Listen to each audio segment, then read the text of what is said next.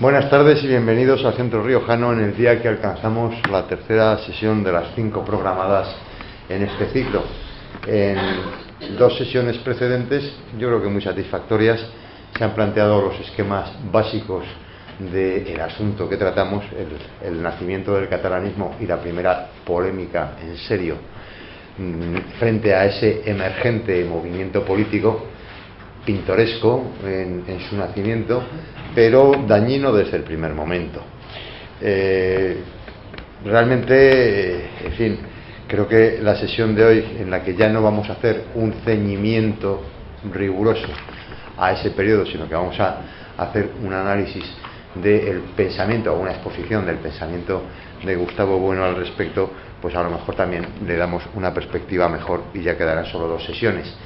La iba a presidir y presentar esta sesión Tomás Martínez Fraño, que está preparando, pues al final no se ha animado a venir y me pidió que le disculpara y que les trasladara tanto a los ponentes como al público, pues en fin, que las obligaciones a veces son las que son, que no podía venir, que lo sentía mucho, que tendremos ocasión de coincidir seguramente. Es verdad que Tomás Martínez Fraño tampoco es nuevo en esta tribuna, ya hemos contado con su presencia en alguna ocasión y, en fin, pues nos daba una visión que yo creo que es importante que se tenga, pues a fin de cuentas el lunes contamos con la presencia de Conrado Escobar, hombre importantísimo en la política riojana en el momento presente, que además yo creo que estuvo a la altura de lo que se espera.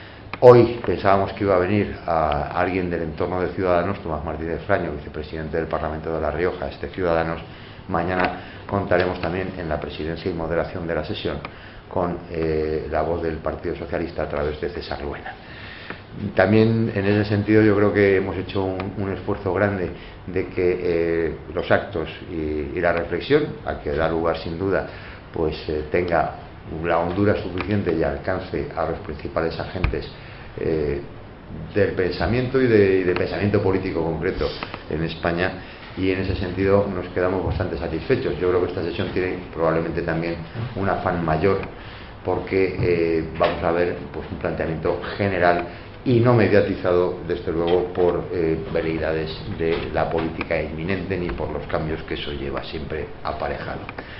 Por lo demás, tengo en la mesa a 2 personas sobradamente conocidas en esta casa, que han ocupado esta tribuna en muchísimas ocasiones, en bastantes ocasiones por lo menos, porque decir muchísimas habría que decir que es mucho, que es poco y esas cosas que no está claro, pero sí desde luego con bastante asiduidad, en ciclos tradicionalmente buenos y yo creo que también con bastante en fin, hondura en la reflexión y claridad en la exposición. Así que les ruego a ambos, Pedro Insúa y Iván Vélez, que son yo creo que 2 personas de las que la Fundación Gustavo Bueno puede presumir. Es verdad que la Fundación Gustavo Bueno puede presumir de unos cuantos más, no es que ande precisamente falto de personas que tengan nivel, formación y capacidades de expresión y de análisis de los problemas y de las cuestiones que se suscitan, como por ejemplo esta, y en ese sentido pues la verdad es que estoy bastante satisfecho de contar de nuevo con vosotros en esta tribuna, y también mediante el público a bastante gente conocida, algunos consocios, también me alegra, porque hay algunas personas que sí estáis siguiendo el ciclo, todas las sesiones, y bueno, pues eso también es satisfactorio para la casa, porque significa que el esfuerzo pues ha sido, en fin, por lo menos no ha sido en balde. Poco más tengo que decir yo en la presentación. Agradecerles también a quienes nos acompañan el que hayan venido. Esperamos haber hecho un producto de la suficiente calidad como para tener el seguimiento que está teniendo, y ya pues después de la sesión de hoy solo nos quedará la de mañana y la del martes que viene, que será un poco de conclusiones. Y nos da una gran satisfacción que el desarrollo a lo largo de la semana haya sido pues tan satisfactorio, y espero que la sesión de hoy esté también a la altura de lo que ha habido hasta el momento presente. Así que sin más, y únicamente indicarme quién toma la palabra en primer lugar, Pedro, pues yo, termina mi parlamento, no es a mí a quien quieren escuchar, y la brevedad es cortesía. Muchas gracias por su asistencia y tiene la palabra Pedro Insúa. Buenas tardes. Bueno, pues buenas tardes y encantado de nuevo de estar aquí en el Centro Riojano, y muchas gracias por la invitación, Pedro, y por participar los partícipes de este ciclo, ¿no? Por de este congreso, no sé qué título tiene. Ciclo, mira. Entonces, nos han encomendado a Iván Vélez y a mí hablar de la idea de nación en la obra de Gustavo Bueno, y le vamos a dar un sesgo, digamos, histórico y actual, ¿no? Es decir, yo voy a exponer someramente las líneas fundamentales de la idea de nación en el materialismo filosófico, tal como ha sido expuesto en algunos lugares. Después voy a hacer una referencia a una de estas ideas, uno de estos despliegues de estas ideas, una modulación de estas ideas en el siglo XIX, y Iván Vélez lo va a hacer en el XX. Esto es lo que vamos a hacer. La idea que vamos a tratar de una de estas modulaciones, la idea fragmentaria, de nación fragmentaria, tal como aparece en el siglo XIX, eso me encargaré yo, e Iván, tal como aparece en el siglo XX. Pero antes de eso hay que saber que es una idea la idea de nación fragmentaria. Bueno, Gustavo Bueno, en varias de sus obras, pero fundamentalmente donde más lo desarrolla es en España no es un mito, pero también en otros lugares, por ejemplo la idea de izquierda, la idea de España desde la izquierda, un compendio que tiene de la editorial el think tank del PP, no me acuerdo cómo se llama, el FAES, Grupo FAES. Ahí tiene un artículo que desarrolla esto mismo que voy a decir yo muy someramente, líneas muy generales. Tal como concibe la idea de nación se despliega en tres tipos de modalidades de la idea de nación, la idea viene del latín, nascior, una formulación de la idea del verbo nascior, de nacer, y esto va teniendo influencia, se va modulando desde el punto de vista conceptual. Entonces, la primera vez que aparece la palabra nación es en el sentido biológico. La nación tiene que ver con lo que nace, ¿no? Entonces, es un sentido biológico, puramente biológico. Y me van a disculpar porque leo fatal, porque tengo la vista cansada y estas cosas. Entonces, pues bueno. Esta modulación, la nación en sentido biológico, no nos va a interesar demasiado porque no tiene ningún sentido político, ninguno. Nación hace referencia, pues, que dice cuando nace un organismo viviente completo, pues a eso se le llama nación, ¿no? Pues, por ejemplo, en expresiones recogidas por Bueno en la época medieval, en algunos lugares de España, por ejemplo en Salamanca, donde Bueno, pues ahí aún perdura este sentido de nación en sentido biológico, que no nos va a interesar en absoluto.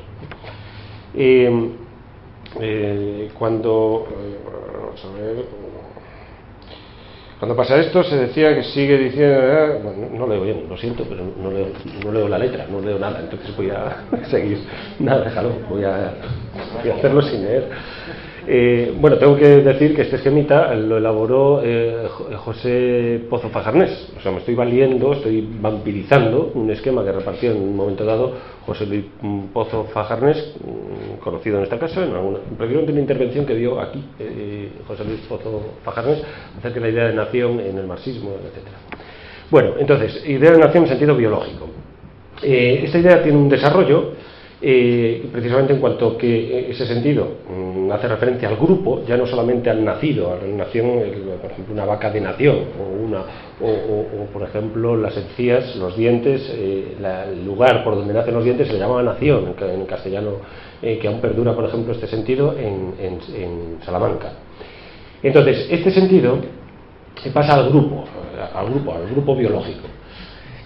Una vez que entra que tiene este sentido grupal, aparece un nuevo sentido, una nueva modulación, que es la nación en sentido étnico, ya en referencia a grupos sociales. Y aquí ya va a empezar a tener algo que ver la política, ya empezar a entroncar con la política, porque este sentido de nación étnica se modula a su vez en tres conceptos, en tres sentidos, mejor dicho, de la misma idea, que son aquellos grupos que en torno al Imperio Romano en concreto están en su entorno, pero no están integrados en él.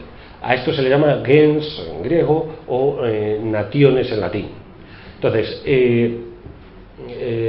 estas gentes, también llamadas, ¿no?, pues aparecen en muchos textos clásicos, en Arnovio, hasta que llega a Santo Tomás de Aquino, por ejemplo, contra gentiles. Los gentiles, en este caso, los gentiles de los que habla Santo Tomás de Aquino, son los musulmanes, los infieles musulmanes, pero digamos el sentido de gens o nación tiene este sentido de grupos humanos que están fuera del Imperio Romano, y por lo tanto su definición es oblicua, no es central, no es directa, es oblicua, es en relación al Imperio Romano los grupos que habitan fuera. Y nos estamos refiriendo pues a los germanos, un grupo de germanos, etcétera. Todo esto son los que en general eran paganos, eran ajenos al cristianismo. Entonces, en las obras de los cristianos, de los padres de la patrística y demás, aparece como paganos, por lo tanto, aquellos grupos a los que hay que evangelizar. En cuanto que el Imperio Romano se convierta al cristianismo con este signo vencerás de Constantino, ¿no? Entonces, esto es el sentido de nación, es oblicuo, es un sentido oblicuo, y son grupos que están en la periferia del imperio, pero el imperio a su vez va integrando a esos grupos. Entonces ahí aparece una nueva modulación en sentido étnico, que es la noción integrada, la modulación de la idea de nación en sentido étnico integrada, es decir, grupos que se van filtrando al Imperio Romano y que constituyen agrupaciones. Por ejemplo, los germanos, los godos, etcétera, son naciones. Los godos, en cuanto se establecen, pues primero establecen el reino de Tolosa, después el reino de Toledo, etcétera, pues estos son naciones, también en este sentido étnico integrado. Y después aparece precisamente la nación en sentido histórico, que llama Bueno, o en sentido envolvente también, es decir, aquella nación que envuelve, en este caso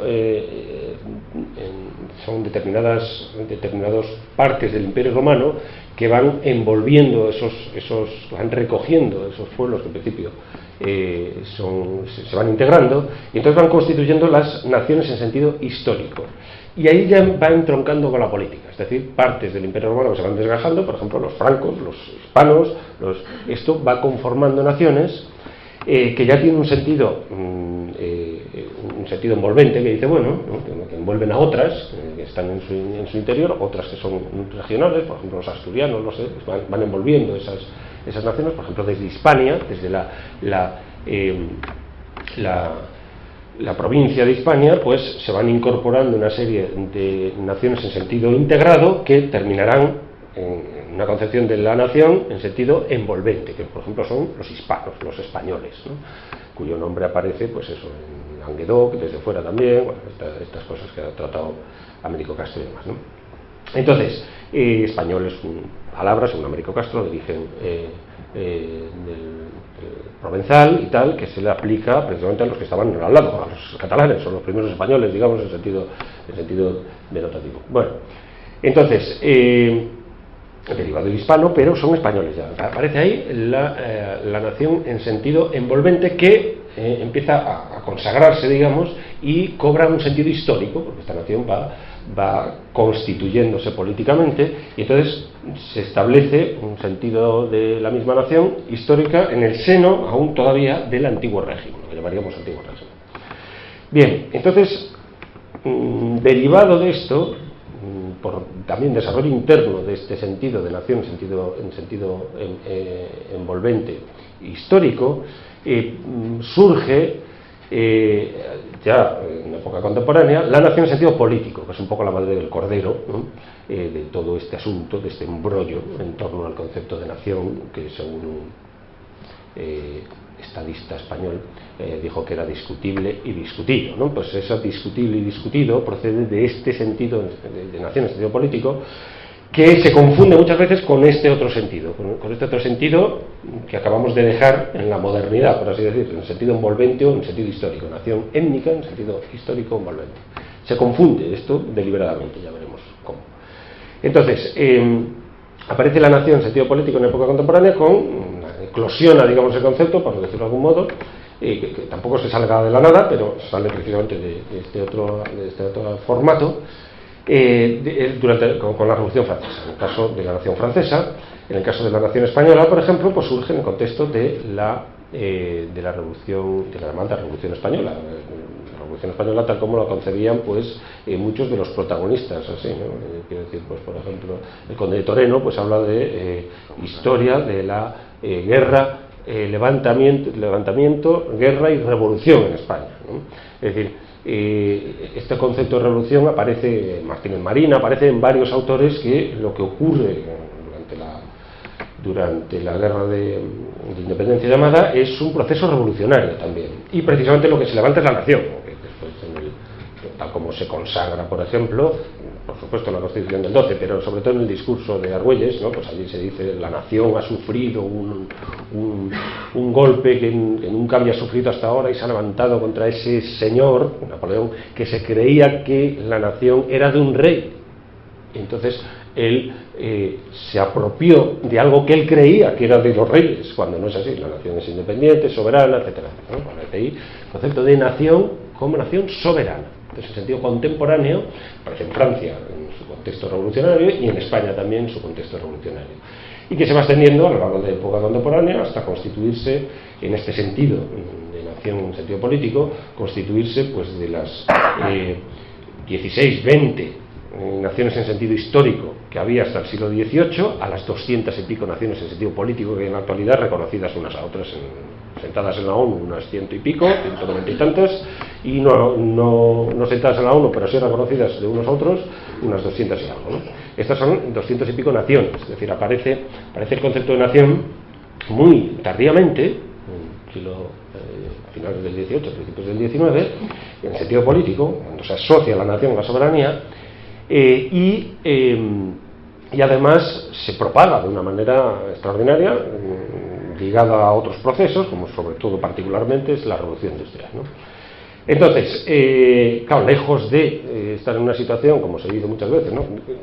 Digamos que primera consecuencia de esto es que lejos de estar en una situación en que las fronteras, que se produce una globalización, que las fronteras se eliminan, no sé qué, que es lo que la ideología más o menos armonista viene a sostener, lo que se ha producido en la edad contemporánea es todo lo contrario, es precisamente un proceso de multiplicación nacional, de multiplicación de naciones en sentido político, en sentido de asociación de la nación a la soberanía. Bien, derivado de esto aparece una segunda modulación de este concepto de nación en sentido soberano, que es la nación fragmentaria, que es aquellas naciones que se han constituido derivadas de la nación histórica en naciones canónicas soberanas en la edad contemporánea, empiezan determinadas partes suyas a querer o aspirar a constituirse como naciones en sí mismas.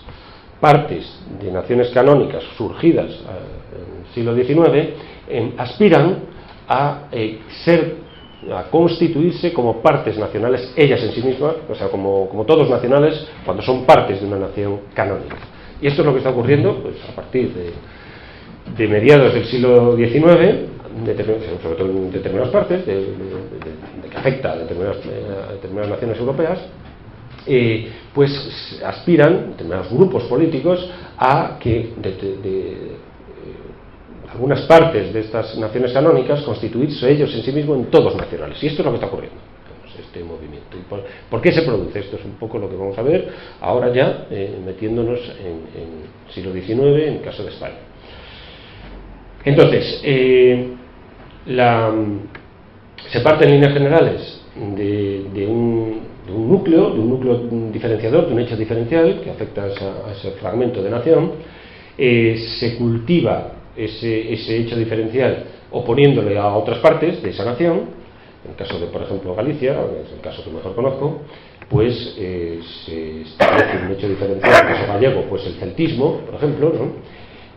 Como un elemento diferencial respecto del resto de la península ibérica, cosa es falsa, pero bueno, se establece ese elemento diferencial y se enfrenta a una de las partes que se supone ha impuesto un orden, que es el orden español, que es Castilla. Entonces se enfrenta a Castilla y resulta de este enfrentamiento, cultivado ideológicamente, por supuesto, en un trastoque absoluto de la historia y demás, con anacronismos por arriba y por abajo, y con metafísica, con una metafísica de la cultura particularmente, es decir, con procesos de concepción de la cultura, por ejemplo, gallega, como si fuera una sustancia prácticamente eterna, ¿no?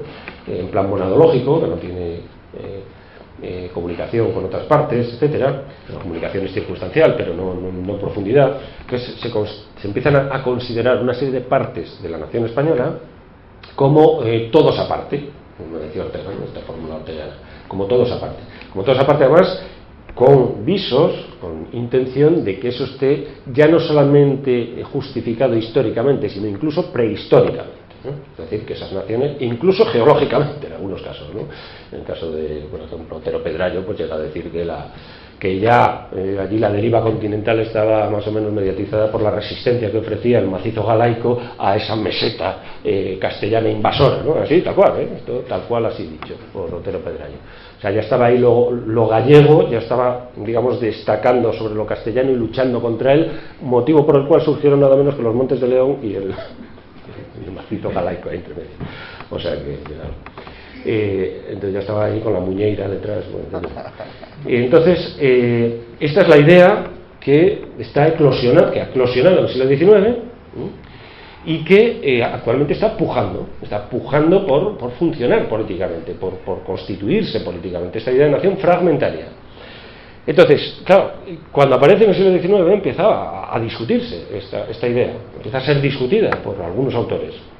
Tengo aquí, por ejemplo, estamos en la época de Sagasta, un poquito anterior a la época de Sagasta, tengo aquí pues dos discursos pues originales de Gaspar Núñez de Arce, que creo que ya ha salido aquí a colación, año 86, un discurso en el que se opone, una oposición a esa idea, a que frague esa idea, es decir, toda esa mitología, esa leyenda que en torno a estos fragmentos de nación se construyen para justificar su intento de constitución política de estas partes, pues es discutido por Núñez de Arce primero, poeta Núñez de Arce, completamente desconocido hoy en día. Esto por supuesto no se edita absolutamente, hoy está totalmente ignorado, se lo puedes encontrar por libros de viejo y demás, esto no se reedita en ningún momento. Sin embargo, ahora veremos a sus opositores, la parte nacionalista fragmentaria, sí se editan constantemente, ¿no? Entonces se ha perdido completamente las referencias críticas de esos autores, quiero decir, la oposición frente a Murguía, por ejemplo, frente a Sabino Arana, frente a Prat de la Riba, por hablar de los tres líderes, digamos, de los tres movimientos más pujantes de la nación, de la idea de nación fragmentaria, pues si bien estos se editan más o menos constantemente, es verdad que, por ejemplo, hay partes de sus obras que se tienden a silenciar porque son vergonzosas, absolutamente vergonzosas, porque están alimentadas absolutamente de todo lo que es el siglo XIX, el darwinismo social, la frenología y todo el racismo, el racialismo, si se quiere, para hablar en términos así más técnicos, el racialismo del siglo XIX, que está a las bases del nazismo, exactamente los mismos elementos, los mismos mimbres, ¿no? Pues Gobineau, Boucher de la Po, en fin, todos estos autores, ¿no?, que han buscado en la raza la justificación última de esa fragmentación, de esa ruptura, de ese hecho diferencial buscado en la raza, cuya idea embestida de todo digamos el aura cientificista, o científica si se quiere, pero cientificista en realidad, viene del siglo XIX, no anteriormente. Es decir, el racialismo justificado científicamente, por así decir, es un producto del siglo XIX, no anterior. Esto no se puede perder de vista porque realmente muchas veces se dice, bueno, es que ya los reyes católicos eran racistas. Pues no son racistas, no lo son en absoluto, pero menos sobre todo en ese sentido decimonónico del que estamos hablando aquí. Aquí surge ese sentido y, por supuesto, uno de los elementos que van a buscar como justificación estos autores que buscan la conformación de una parte como todo nacional es la raza, y además es el primer elemento, porque es el más difícil, digamos, si fuera cierto, claro, de desarraigar, por así decir. Es decir, si fuera verdad que los gallegos constituyen una raza aparte, pues claro, ahí tienes un poderoso elemento diferencial, lógicamente, ¿no? Es mentira, pero bueno. Entonces, aquí aparecen los que contestan a esto, ¿no? Núñez de Arce. Sánchez Noguel va a ser un gran destacado autor que se opondrá, y así lo reconocerán muchos. Sánchez Noguel es un andaluz cuyo uno de los dirigirá la tesis a Unamuno, por ejemplo, es el director de la tesis de Unamuno. Y Sánchez Noguel escribe en 1888 este discurso en la Real Academia de la Historia, cuando se integra como número de asiento en la Real Academia de la Historia. Y entonces ahí es curioso porque Núñez de Arce sí contempla el nacionalismo vasco. Sin embargo, Sánchez Moguel lo desprecia el nacionalismo vasco porque cree que no va a tener ninguna consecuencia, o va a tener menos consecuencia, y atiende al nacionalismo gallego y al catalán. Se fija en el catalanismo y en el galleguismo. Y entonces, una cosa, voy a leer si soy capaz, porque voy a leerles cómo se anunció ese discurso de Sánchez Moguel en la prensa. En el momento en que sale este discurso de Sánchez Moguel, la prensa lo anuncia. Bueno, aquí lo tengo y está más grandecito. Perdón, Aquí en el boletín de la Real Academia de la Historia, en el tomo 13, año 1888, sale la noticia de que Sánchez Moguel se va a oponer a esta historiografía, bueno, esta pseudohistoriografía, que es la historiografía separatista que llaman, con ese discurso, ¿no? Que se integra a la Real Academia de la Historia con ese discurso, y entonces se anuncia en el boletín y dice lo siguiente: en la página 7 del presente volumen hemos hablado del valioso donativo, eso es anterior, dice: el día 8 del mes actual, está refiriendo a este discurso, ante un distinguido concurso de nacionales y extranjeros que llenaba el gran salón de actos de nuestra academia, fue recibido solemnemente en individuo de número el sabio catedrático de la Universidad Central, don Antonio Sánchez Moguel. Expuso y juzgó científicamente el origen y desarrollo del regionalismo, se llamaba regionalismo en ese momento, o de la candente escuela separatista, llaman separatista, no llaman nacional, no llaman, soberanista, es decir, no tienen una serie de concepciones que posteriormente se han adoptado para disimular realmente lo que son, separatista, directamente, ¿no? Separatista, que en algunas provincias de España y singularmente en las de Cataluña y Galicia, para lograr su objeto de fraccionar la unidad nacional, o sea, no se andan con historias, no dicen, con objeto de fraccionar la unidad nacional, esta idea de nación fragmentaria o fraccionaria, que también se la llama, bueno, a veces fragmentaria, otras veces fraccionaria. Pues aquí aparece, con la idea de fragmentar la nación. Aquí lo tienen muy claro, cuáles son los propósitos, digamos, de esa escuela separatista. La unidad nacional hace palanca en la historia para fragmentar la unidad nacional. El discurso brillantemente escrito y pronunciado fue unánime y altamente aplaudido, y no menos lo fue el del excelentísimo Eduardo Saavedra. Bueno, Eduardo Saavedra es el primero que tiene una historia sobre la invasión, con este título, la invasión musulmana, con este título, sobre la invasión musulmana, es en el 711. Eduardo Saavedra era un arabista y es el primero que tiene una obra con ese título. Y entonces dice que hizo hincapié sobre el mismo tema con toques profundos y exactísimos, después del que consagró a epilogar las obras y méritos literarios del nuevo académico. O sea, después a Saavedra pues hizo un comentario sobre ese discurso. Entonces este discurso es un discurso muy beligerante contra el separatismo, muy beligerante. Bueno, a Sánchez Moguel realmente le tenían odio, realmente odio. Murguía va a dar una respuesta a Sánchez Moguel, realmente es un lenguaje muy violento ya contra Sánchez Moguel, ¿no? Los efectos de Sánchez Moguel duran poquísimo, o sea, quiero decir que es un autor ahora mismo completamente olvidado absolutamente. O sea, Sánchez Moguel no se acuerda a nadie, la Wikipedia tiene 16 líneas, creo que eso es lo que se dedica a Sánchez Moguel, ¿no? A Núñez de Arce es otro autor completamente olvidado. Núñez de Arce algo más reconocido, pero vamos, prácticamente fuera solo como poeta y poco, más o menos. Igual que Quintana, por ejemplo. Quintana es otro autor algo más editado también, de versos patrióticos, muy anterior, por supuesto, a Quintana, pero los versos patrióticos del liberal Quintana, eso no lo lee ni Cristo. Entonces, estos autores están completamente fuera de órbita, es decir, no hay reediciones, no interesa absolutamente nada de esto, ¿no? Entonces, que son los que os opusieron en el siglo XIX a esa idea de nación fragmentaria que estaba en ciernes en ese momento, en fase seminal, y que estos se opusieron, y hoy en día la escuela separatista, como la llaman aquí, está en plena boga, sobre todo en las regiones afectadas o más afectadas, porque aquí estamos todos afectados. Las regiones más afectadas es la historia de Galicia que hoy se estudia en Galicia, no es la historia de Galicia, es la historia del nacionalismo gallego y la historia del gallego. No es igual, o sea, Galicia, la historia del siglo XVI, XVII y XVIII de Galicia eso no se estudia, eso en absoluto. Galicia no existió y se eclipsó, su identidad, verdadera identidad se eclipsó por el Imperio Español y tal, entonces son los llamados siglos oscuros, y entonces no hay, apenas se estudia, eso queda completamente desaparecida, diluida.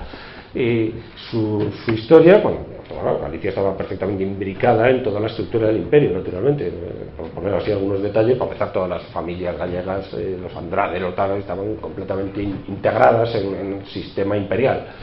La Coruña estaba destinada a ser casa de especiería gemela a Sevilla. Sevilla y La Coruña, Sevilla es la casa de contratación, por supuesto, con América, y Andalucía, La Coruña estaba destinada a ser la casa de especiería para el control, para el monopolio del control del comercio con el Extremo Oriente.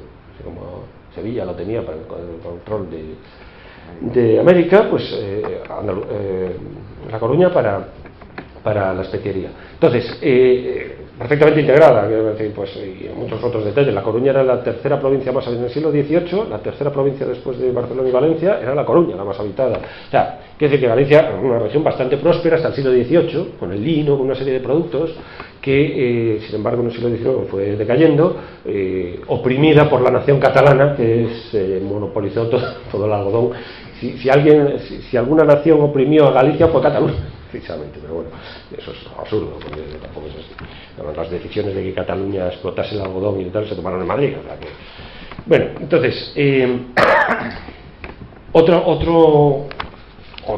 dos autores ya sí mucho más conocidos, pero no por esta faceta, digamos, son Emilia Pardo Bazán, que se opuso totalmente, con varios escritos sobre mi tierra y demás, se opuso al separatismo, y Juan Valera.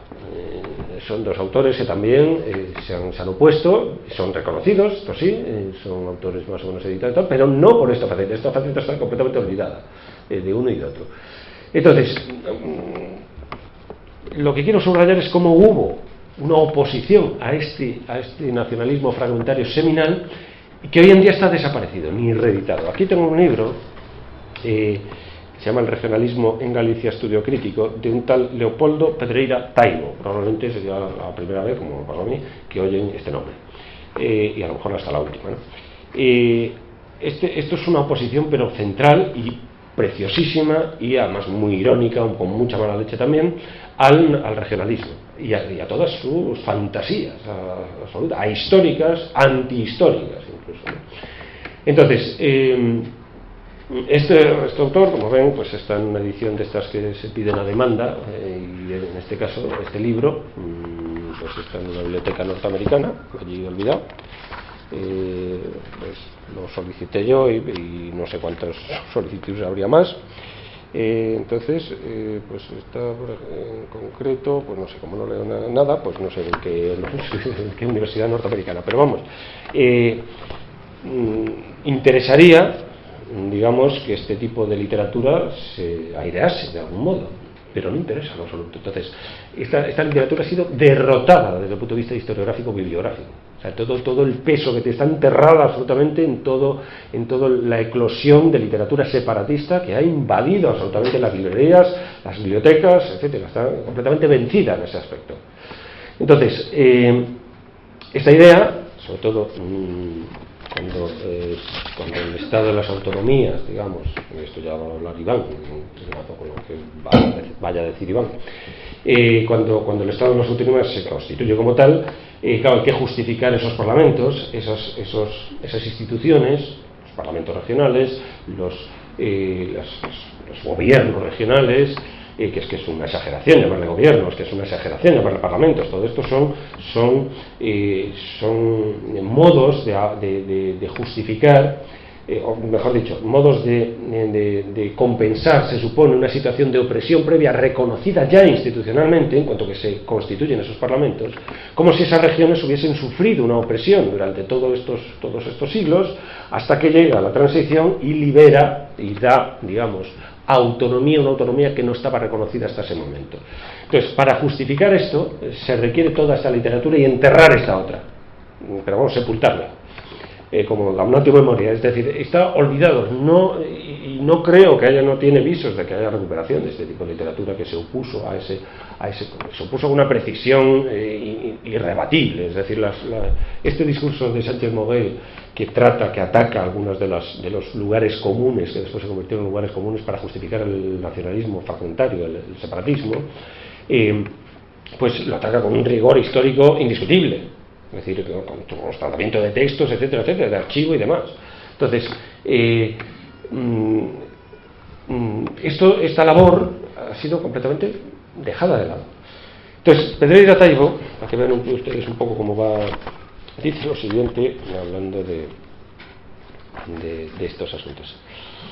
Dice, y termino con esto, pero para que vean cómo consideraban estos autores, Pedreira Taibo es discípulo de Sánchez Moguel. Entonces dice, existe pues una patria étnica, con caracteres singularísimos en cada caso. La verdad es que no sé capaz de leer. ¿Pero leo? No sé quién es. ¿Si me dices el nombre? Existe pues una patria étnica. Hasta que me paga. Sí. Y después tienes que saltarte. Lo siento, está fatal. Existe pues una patria étnica con caracteres singularísimos en cada caso, la cual modifica y aún llega a destruir la patria geográfica cuando no se compone con ella, dando lugar a lo que en la antigüedad fueron castas y hoy son sencillamente elementos heterogéneos de población. Así, cuando una nación deja de formar Estado o cuando una emigración lleva a sus hijos fuera del territorio o una invasión les somete a otro pueblo, los descendientes de esta nación adoptan un nombre diferente del que tenían que distingue en ellos la raza originaria y la región que habitan. Criollos se llaman los hijos de los españoles nacidos en América.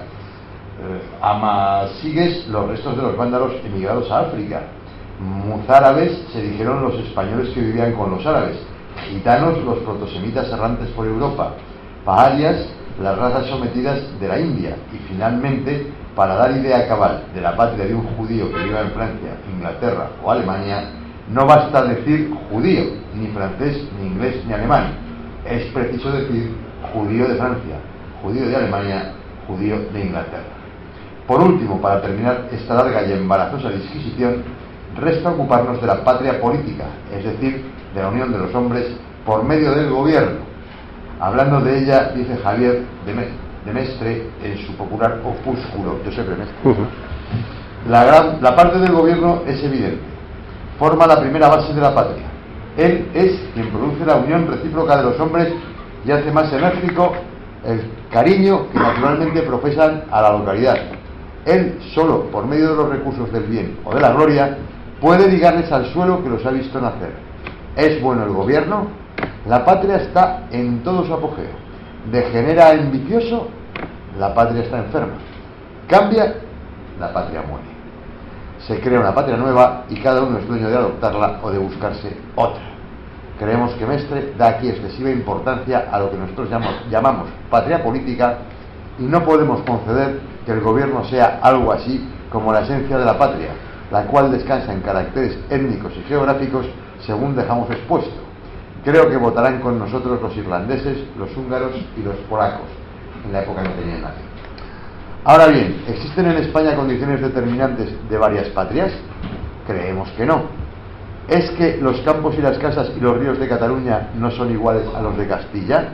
Bueno que no lo sean, pero ¿son por ventura idénticos el Ebro y el Llobregat? ¿Tienen las mismas casas y los mismos campos los catalanes de la montaña y los del litoral? Replicarán, que Cataluña tiene una lengua propia. Cierto, pero en Italia hay también variedades dialectales y sin embargo Italia adora su unidad y se sacrificó por ella. ¿Es que Cataluña tiene una historia distinta de la de España? Cierto también, pero la historia peninsular fue la que inspiró la Atlántida y la que abrió al comercio catalán los puertos de América. Esto que decimos de Cataluña podríamos con mucha más razón hacerlo extensivo a Galicia. Bien, entonces ven que los términos de la discusión son exactamente los mismos que en la actualidad, o sea, no ha variado absolutamente nada.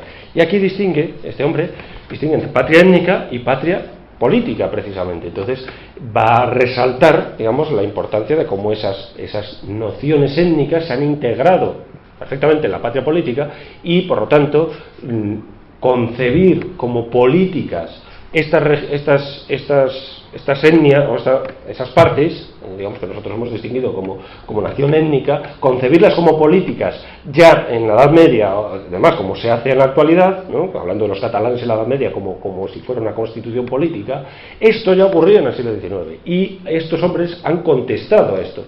Pues bien, insisto, la polémica se movía en los mismos derroteros que se mueven ahora. No hay un ápice en la actualidad, por mucha ciencia histórica, que haya dado un paso más en la profundización que han dado estos hombres de la rectificación, de la crítica al nacionalismo fragmentario. Y sin embargo, digo esto para que vayamos enterando que nos estamos enfrentando.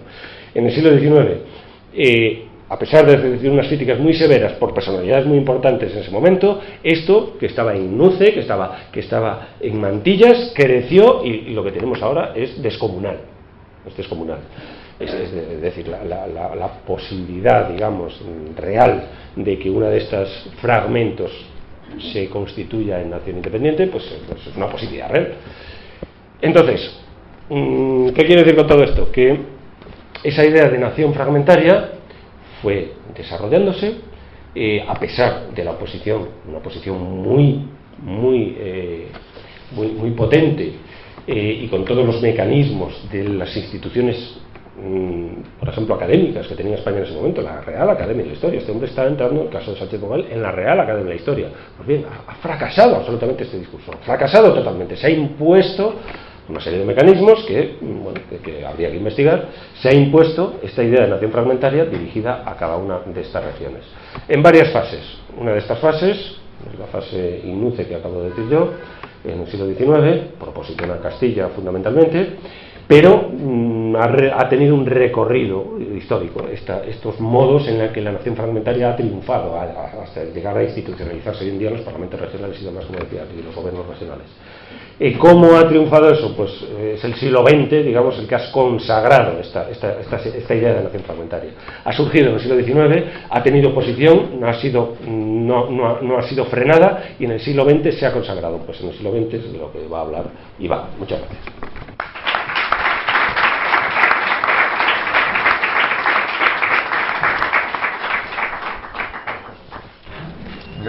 Gracias a ti, Pedro. La verdad es que me ha gustado mucho la exposición y, si me permites, te haré únicamente dos pequeñas apostillas, pero muy brevemente. Que son, uno, que se planteó aquí, yo creo que era el tema que siempre conviene tener en la memoria, y lo digo para que los oyentes que no estuvieran en la sesión de ayer lo conozcan, como decía antes, lo que hizo falta previamente para que todo esto eclosionara, emergiera, pues el despiece colosal de la soberanía nacional, el pisoteo, el arrumbamiento de la soberanía nacional que se produce en la revuelta cantonal, que mucha gente piensa que se limita a Cartagena, ¿no? Hubo más de 1000 cantones, ¿no?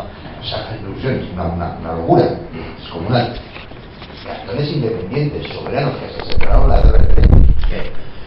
Y la segunda, al hilo de lo que decías al principio, de historiadores, es verdad que los historiadores catalanes han sido muy falsarios, pero también es verdad que muchas veces no eran historiadores. Concretamente, el caso de uno de los más destacados radicales historiador, este era prehistoriador, Bosch Gimpera, en un famoso discurso de apertura de curso en la Universidad de Barcelona en 1937, comentó incluso que las piedras, aunque se extinguiera el idioma catalán, de las piedras brotaría del nuevo idioma catalán, ¿no?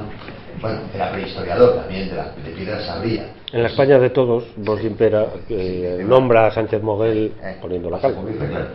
Estas son estas dos previsiones, y agradeciendo de tu intervención, le paso la palabra a Iván Pérez. Adelante.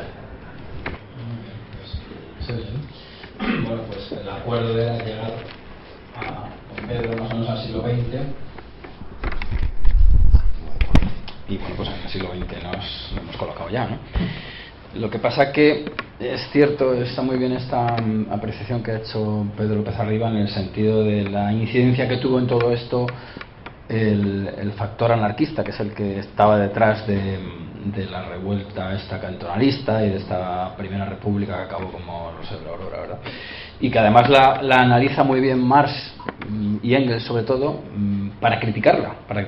Digo esto porque además en el 19 se produce una especie de una reinterpretación de la revuelta comunera, que también tiene ideológicamente algunas consecuencias, hasta el punto de que hoy mismo en Twitter he visto un tuit del Partido Comunista de España que va a hacer una ofrenda floral a los comuneros en breve, sí, y va a hacer una serie de actos. Yo les he preguntado que me gustaría conocer la interpretación que desde el comunismo se hace de los comuneros, el común, el comunismo, en fin, esta especie de conjunto de palabras que parecen decir lo mismo, pero no lo son. Estamos en el terreno del conónimo y del sinónimo, bueno, estas cosas que además, bueno, desarrolló en su vasta obra. Bien, quiero decir que se llega al siglo XX pues con efectivamente estas turbulencias académicas y unas turbulencias económicas y políticas ideológicas potentísimas. ¿Por qué? Pues porque el marxismo, con todos sus desarrollos, desquicia algunas de las estructuras previas, ¿verdad? Y las desquicia además pues fundamentalmente en aquellos territorios donde se ha producido una acumulación de capital potente, singularmente, además ya lo ha dicho Pedro, con una especie de reivindicación histórica de su tierra granítica, lo dice un hombre que procede de la tierra cárstica o caliza en castellana, y es aquella opresión que supone la irrupción del algodón, aquella opresión que hace Cataluña, esto estamos en el terreno de la ironía, por supuesto, de Galicia por la vía del algodón, que además emplea la máquina de vapor, la esclavitud. Bueno, esto nos llevaría a otros terrenos, pero bueno, por ir hilando con lo que decía Pedro. Y entonces en España lo que se produce es la incorporación, por supuesto, de estas corrientes como un país más que es europeo que es. No es cierta la anomalía famosa, aunque se juegue con ella desde la perspectiva catalanista, presentando a los mesetarios como una especie de africanos.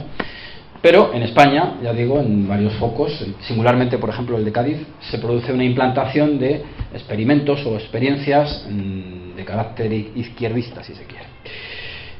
Y bueno, pues ello nos conduce a una serie de conflictos importantes. Del cantonalismo pasaríamos a la fase del pistolerismo y el anarquismo catalán, a la famosa Segunda República tan turbulenta y tan mitificada, que acabamos de conmemorar como todos los años de manera crítica, como debe ser el 14 de abril. Y el final, no vamos a emplear las fórmulas habituales, pues conduce a una guerra civil, o como se quiere interpretar ese 18 de julio del 36, y España, pues tras ese conflicto tan sangriento, cambia y se configura en dos bloques con un gran componente maniqueo, pero que ese maniqueísmo no debe hacernos creer que eran bloques absolutamente homogéneos. Es decir, el Frente Popular tenía unas luchas intestinas potentísimas, como bien se sabe, y como por ejemplo Orwell ya denunció en su momento, o bueno, otros muchos, Gerald Brennan, etcétera, etcétera. Y por el otro lado tendríamos al otro bloque monolítico, así percibido como monolítico, es el franquismo. Bueno, pues es en el seno del franquismo, esto son unas investigaciones que hemos hecho en la Fundación, Gustavo Bueno Sánchez y yo, fundamentalmente, y más personas, Carlos y más personas. Bueno, pues este franquismo resulta ser menos monolítico y menos homogéneo de lo que parece. Y si el elemento cohesionador podemos identificarlo con el comunismo, es decir, todos luchaban frente a un comunismo que además se le reviste de unos atributos pues casi sacados del Apocalipsis, si se quiere, de San Juan, concretamente, pues luego una vez cerradas las trincheras, por decirlo de algún modo gráfico, empiezan a surgir ciertas fisuras en el movimiento nacional frente al Frente Popular que había sido vencido. Es en el seno de este franquismo, digamos, descontento, contestatario, donde creemos que podemos situar la realimentación del movimiento catalanista, digo porque lo tenemos hoy de plenísima actualidad con el Puigdemont por ahí en la Alemania, que tanto hizo por constituir la España actual, tanto hizo y que es la que está, de hecho el SPD es el que está detrás de estas maniobras de acogimiento de Don Carles, ¿verdad? Entonces, pues, como digo, es en este contexto en el cual empiezan a producirse una serie de movimientos que entendemos que explican en gran medida cómo hemos llegado hasta aquí, a este punto en el cual pues ha habido declaraciones de independencia, simbólicas o no, pero han sido así, en el cual la lengua pues es una herramienta de división clarísima, la falta de movilidad, en fin, los problemas que todos ustedes perfectamente conocerán. ¿Qué ha ocurrido ¿qué ha ocurrido en ese contexto? Bueno, pues efectivamente el racialismo, que ha sido ya citado por Pedro, tras la caída de Hitler, tras la derrota de Hitler, ya tiene poca cabida, muy poca cabida.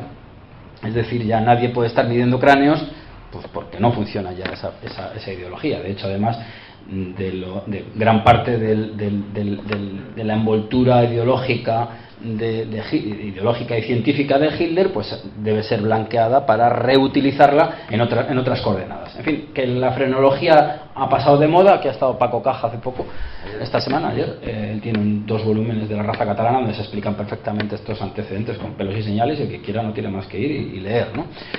Pero eso se desactiva. Sin embargo, la inercia separatista que ya ha expuesto aquí Pedro, pues continúa. ¿Y cómo continúa? Pues por otras vías. Por otras vías. ¿Qué vía? Pues la de la cultura, y concretamente la de la lengua. La de la lengua, que además había sido muy potenciada en Cataluña. Vamos a centrarnos en Cataluña porque voy a utilizar, por razones obvias de actualidad, y porque voy a utilizar el ejemplo que es el que da inicio a estos movimientos en el ámbito de lo cultural, a estas transformaciones que luego cristalizarán como políticas, pues que ya había comenzado con juegos florales, con la ingenua colaboración de algunos intelectuales castellanos, valga el palabra, porque no me gusta hablar de castellanos, es caerle en la trampa continuamente, pero bueno, nos entendemos, ¿no? Creyendo pues que esto era una cosa simplemente pues de que si suena mejor, que si suena peor, que si es más bonito, como lo de la lotería, cuando dicen ¿qué número es más bonito? Yo nunca entiendo. Si alguien me explica por qué un número es bonito o feo, que me lo explique. Bueno, pero aquí aún funciona este tipo de cosas ingenuas, ¿verdad? Ingenuas. Bueno, pues en definitiva, lo que quiero decir, que es un poco el primer punto de apoyo de esta pequeña exposición, es que lo que empieza a operar arrumbado los cráneos es la lengua y la cultura, pero fundamentalmente la lengua, claro está.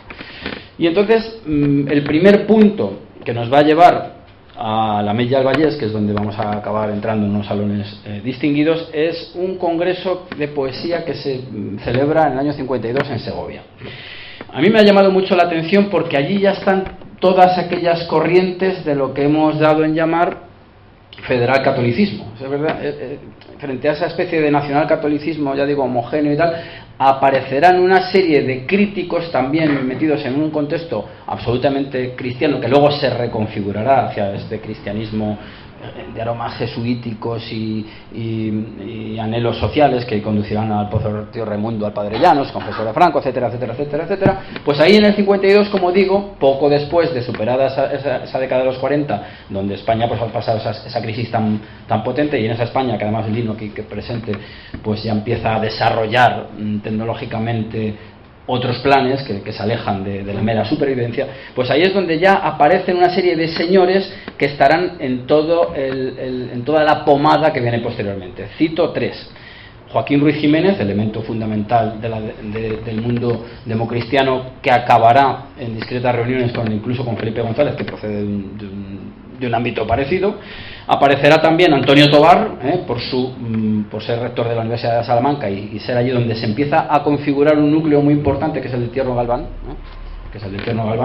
que además Tierno Galván, si yo no me equivoco, Tierno Galván reutilizó muchas cosas, por decirlo así suavemente, y él es el que le da el giro a las comunidades diferenciadas, que habían sido aquellas que los medievalistas diferenciaban, valga la redundancia, entre los tipos de fe, que es un poco también lo que yo creo que decía Pedro antes cuando hablaba de ese no racismo, que la separación iba por cuestiones de fe, y él hablará de comunidades diferenciadas en el terreno más político. Bueno, pues como digo, ese núcleo salmantino ya estará ahí. Además, ahí estuvo además bueno, saliendo completamente airoso, por supuesto, de estos contagios, hay que decirlo claramente, porque claro, fácil es dejarte llevar, ¿no? Claro, salió ileso de aquella zaurda, en cierto modo, ¿verdad? Y luego estaría Pedro Laín Entralgo, que también es un personaje absolutamente central en lo que luego se darían llamar Comité Español del Congreso por la Libertad de la Cultura, que ya a final de esa década está funcionando plenamente. Bueno, ¿cuál es el título de estos encuentros en los cuales pues están todos los poetas. Está Ridruejo, que será un puntal fundamental en la deriva política de estos movimientos culturales. Estará pues de Gerardo Diego, Eduardo Carranza, Damaso Alonso, Alessandre, Leopoldo Panero, el famoso Panero, padre de la saga esta tan singular, sí, tan singular. Estará también Carles Riba, que es un poeta que muere prematuramente, pero que yo creo que hubiera sido el contrapeso catalán al peso castellano de Ridruejo, ¿no? Y bueno, pues ¿cómo se titula el Congreso? Pues el Congreso se titula, y esto ya da muchas claves: Validez, ideal y vigencia social del poeta en nuestro tiempo. Es decir, la poesía, y esto desembocaría en el mundo de los cantautores posteriormente, pues era un arma cargada de muchas cosas, pero entre otras cosas pues de ideología, de insinuaciones, de imágenes más o menos ambiguas que podían ser utilizadas. Bueno, era el cauce ideológico. En este congreso, además, frente a esta idea de la España completamente bloqueada, que además, insisto, Lino, por ejemplo, ha demostrado que en absoluto lo es, quiero decir que en ciertas áreas muy técnicas, como no puede ser de otro modo, había un intercambio de información, de asistencias, de salidas y entradas de diversos gremios. Bueno, pues en este congreso también vinieron gentes del extranjero. Por supuesto, fue envuelto en la imagen propia de la época. Hubo la misa de rigor, las salutaciones de rigor que ustedes se pueden imaginar, pero de ahí ya sale la idea de que deben configurarse una serie de espacios, el proyecto llamado Tiempo Nuevo, que permitan, pues, entre comillas, ir conspirando por la vía poética, y sobre todo además, aquí hay muchos hilos, vamos a tocar alguno nada más, sobre todo ir configurando una serie de núcleos que luego darán el salto, en cierto modo, a la política. Bien, pues a mí me parece que ese como mínimo es un punto de partida, porque ya están muchos de los agentes que irán operando más adelante. Bien, pues este grupo no pasa inadvertido para otro poeta, nada menos que el poeta que operaba bajo un seudónimo llamado Pierre Emmanuel, que era pues el hombre que la CIA, empezamos ya a meter estas palabras tan controvertidas, había designado para las cosas de España en esa ofensiva cultural que pretendía pues mantener el dique frente a la Unión Soviética, que había lanzado también la idea de Estado de Bienestar. Bueno, incluso ha hablado del socialismo de derechas practicado por Franco, que yo creo que es una definición bastante ajustada a lo que fue, en realidad, a lo que fue. Y el modelo en gran medida era soviético.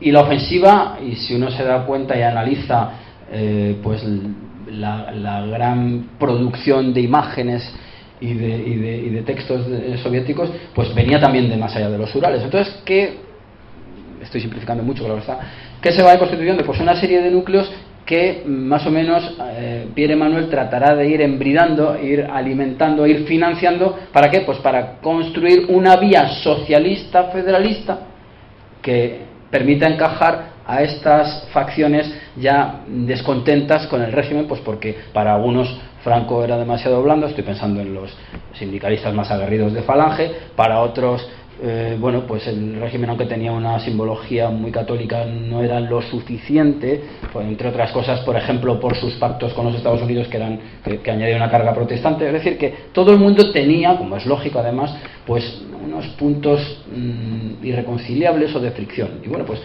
evidentemente, como es lógico, no hay que escandalizarse por ello, pues una potencia política como la de los Estados Unidos en el mundo de la Guerra Fría, de la luz y la sombra de los dos bloques, pues trata de embridar a esas posibles alternativas o de reorientarlas. Por supuesto, el problema regional subyace, como bien ha dicho Pedro, no se inventó. Lo que pasa que, bueno, pues más o menos se llegó a una serie de compromisos. Estoy pensando, por ejemplo, en el PNV y sus vaivenes, calculando cómo salir del paso, y en fin, pues bueno, en cuanto y la Iglesia Católica también, en cuanto se pasó el mayor peligro, pues cada cabra tiró a su monte, ¿no? Cada cabra tiró a su monte.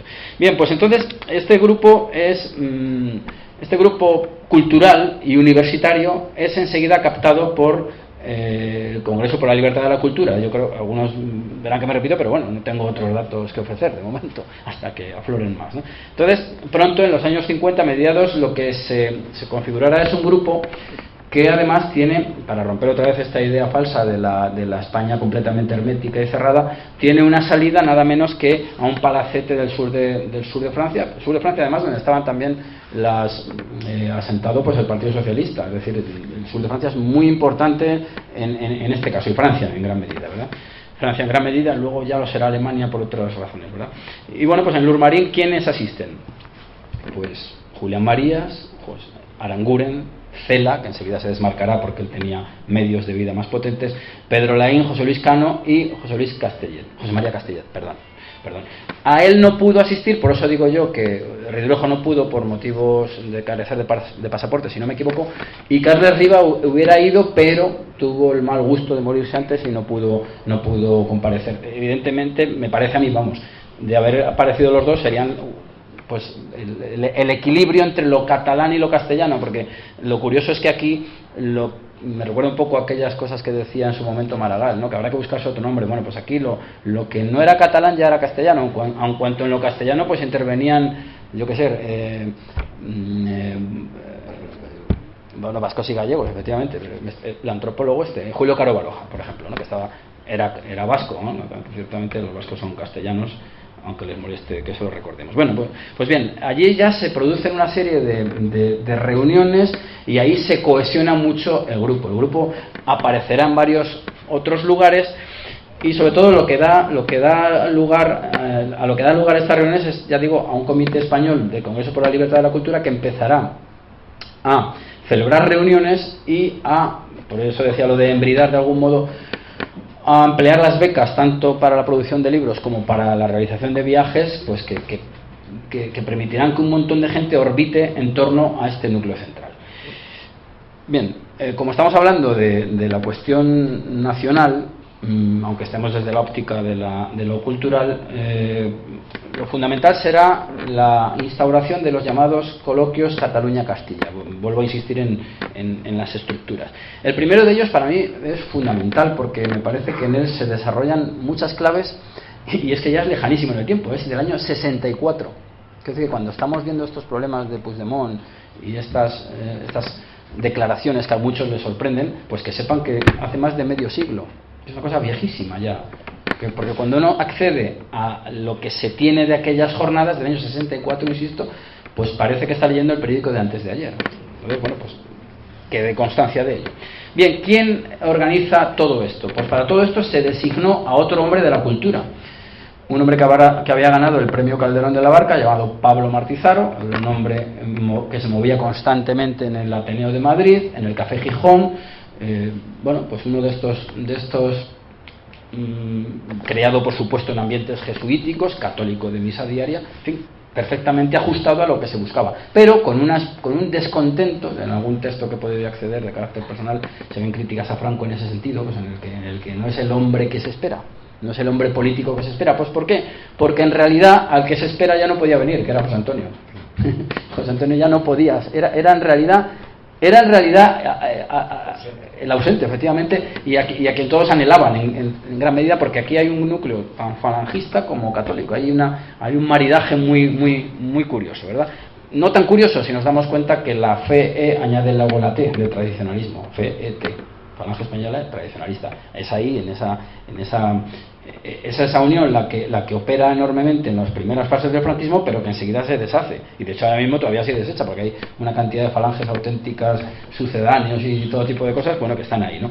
Bueno, a ellos se unirá también a este grupo que ya digo que orbita con Pablo Martizaro distribuyendo y haciendo de secretario y de enlace, un hombre que además era un gran dominador del francés.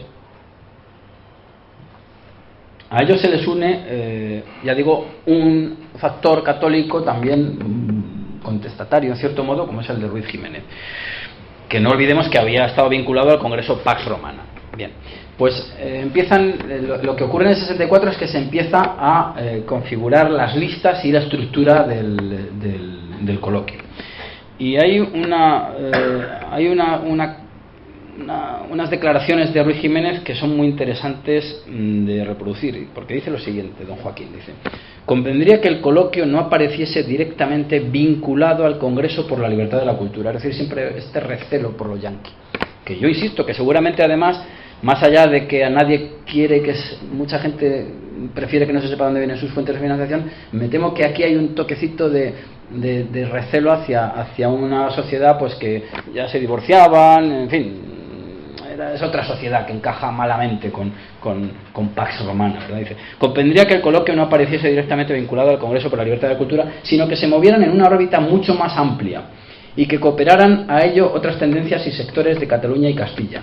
Claro, pero él quiere incorporar pues otros ambientes y que se diluya esta especie de tutela norteamericana. Bien, ¿quién es el anfitrión de todo ello? Pues es ni más ni menos que otro apellido de rabiosísima actualidad, y es nada menos que el financiero católico Félix Millet Maristany, que además se une a otro apellido también muy potente, que ha tenido mucho peso y que ha ido haciendo los ajustes ideológicos de ese apellido, como todos los casos, que es el de Martín de Riquer, ex miembro del Tercio de Montserrat. Es decir, que sale perfectísimamente la cuestión clerical está subyacente, guste o no guste. Lo digo porque hay gente que no le gusta, pero es que son los datos que tenemos, no tenemos otro. Entonces, ¿qué les une a todos ellos? Pues, por supuesto, un anticomunismo furibundo, por motivos de todo tipo, y es otro factor cohesionador, porque ya veremos que luego pues se deshilachará todo ello. Bien, Ruiz Jiménez al final, a pesar de dar estas recomendaciones, y esto, fíjate que estaba hace un rato mirándolo y no me había dado cuenta hasta ahora mismo, ¿no?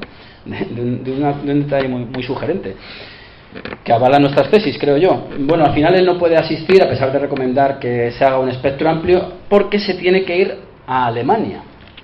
Claro, en Alemania había ya una emigración española importante, ¿no? Y va a Alemania, y cito textualmente: invitado por los católicos de aquella nación para hablar a nuestros obreros españoles en Stuttgart. Bueno, ¿cómo se puede interpretar esto? Cuidado, pues como con esas incursiones sotaniles en el proceso de Raimundo, cuidado que no se nos deslicen hacia la órbita comunista. Bueno, yo creo que esto se puede mantener, ¿no? O sea, los obreros yo no me he dado cuenta, se ve que lo metí en su momento en el artículo y yo le digo, pues mira, de vez en cuando hay que releerse cada X años, ¿no? Entonces, claro, está invitado por los católicos, pues ¿para qué? Pues para seguir cohesionando. No hay nada de anómalo en ello, pero sí conviene subrayarlo. Bien, pues ya digo que al final el anfitrión es Félix Millet, hombre vinculadísimo a las altas esferas empresariales catalanas, bueno, fundador de la Benéfica Minerva. El tema aquí está siempre, por cierto, el asunto obrero, por la parte de la patronal y por la parte del proletariado y estas luchas que además en Cataluña sutilmente el catalanismo se fue llevando a su terreno hasta desembocar en el hecho de que UGT y comisiones obreras son más fieles a la Cataluña sediciosa que a la clase obrera. Bueno, pues de aquellos polvos vienen estos lodos, ¿verdad? Bien, bueno, pues Millet está vinculado a la Benéfica Minerva y a la banca catalana. Ya en el ABC, que además cumple un importante papel en esta época, porque ellos están apostando por Don Juan, y aquí ese es otro tercer invitado, o un invitado más de los muchos que ya llevamos en esta sesión, ¿verdad? Porque es en el ABC donde en esos años aparecen un montón de artículos donde se habla de cultura catalana, y yo simplemente picoteé. Si alguien quiere tomarse la molestia, seguro que aparecerán un montonazo más. Lo digo porque el 24 de octubre del 64 hay un artículo titulado Lengua y cultura catalana. Lo digo para esta gente que piensa que aquello pues fue una especie de túnel oscuro en el cual no se podía decir ni adeu, ¿verdad? Bien, en este contexto también dentro de ABC ya empezamos a detectar la presencia opusina de la mano de Rafael Calvo Serer, que publica un artículo el 18 de junio precisamente, titulado nada menos que el catalanismo nacional. Y no olvidemos que Calvo Serer está posteriormente, voy muy deprisa, ¿no? Está posteriormente en la Junta Democrática de España, en la cual estaba ya ese hombre que había escrito un libro titulado Eurocomunismo, que en ese libro además están todas las claves están están los resultados de muchos de estos contubernios, porque claro, hay que hablar del contubernio de Múnich, ¿verdad? Hay que hablar del contubernio de Múnich.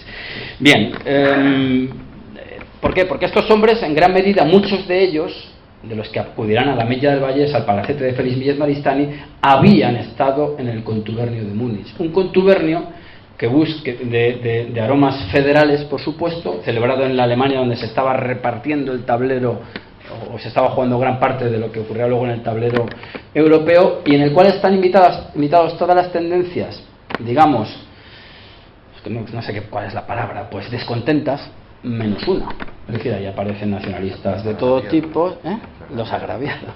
Entonces, ahí aparecen todos menos los comunistas. Siempre lo mismo. Yo no es que esté haciendo una apología del comunismo, simplemente estoy planteando las exclusiones, y cómo todo nos conduce a estas situaciones en las que estamos, en las cuales además en España, por mucho que yo oiga decir, no conozco yo ningún partido comunista.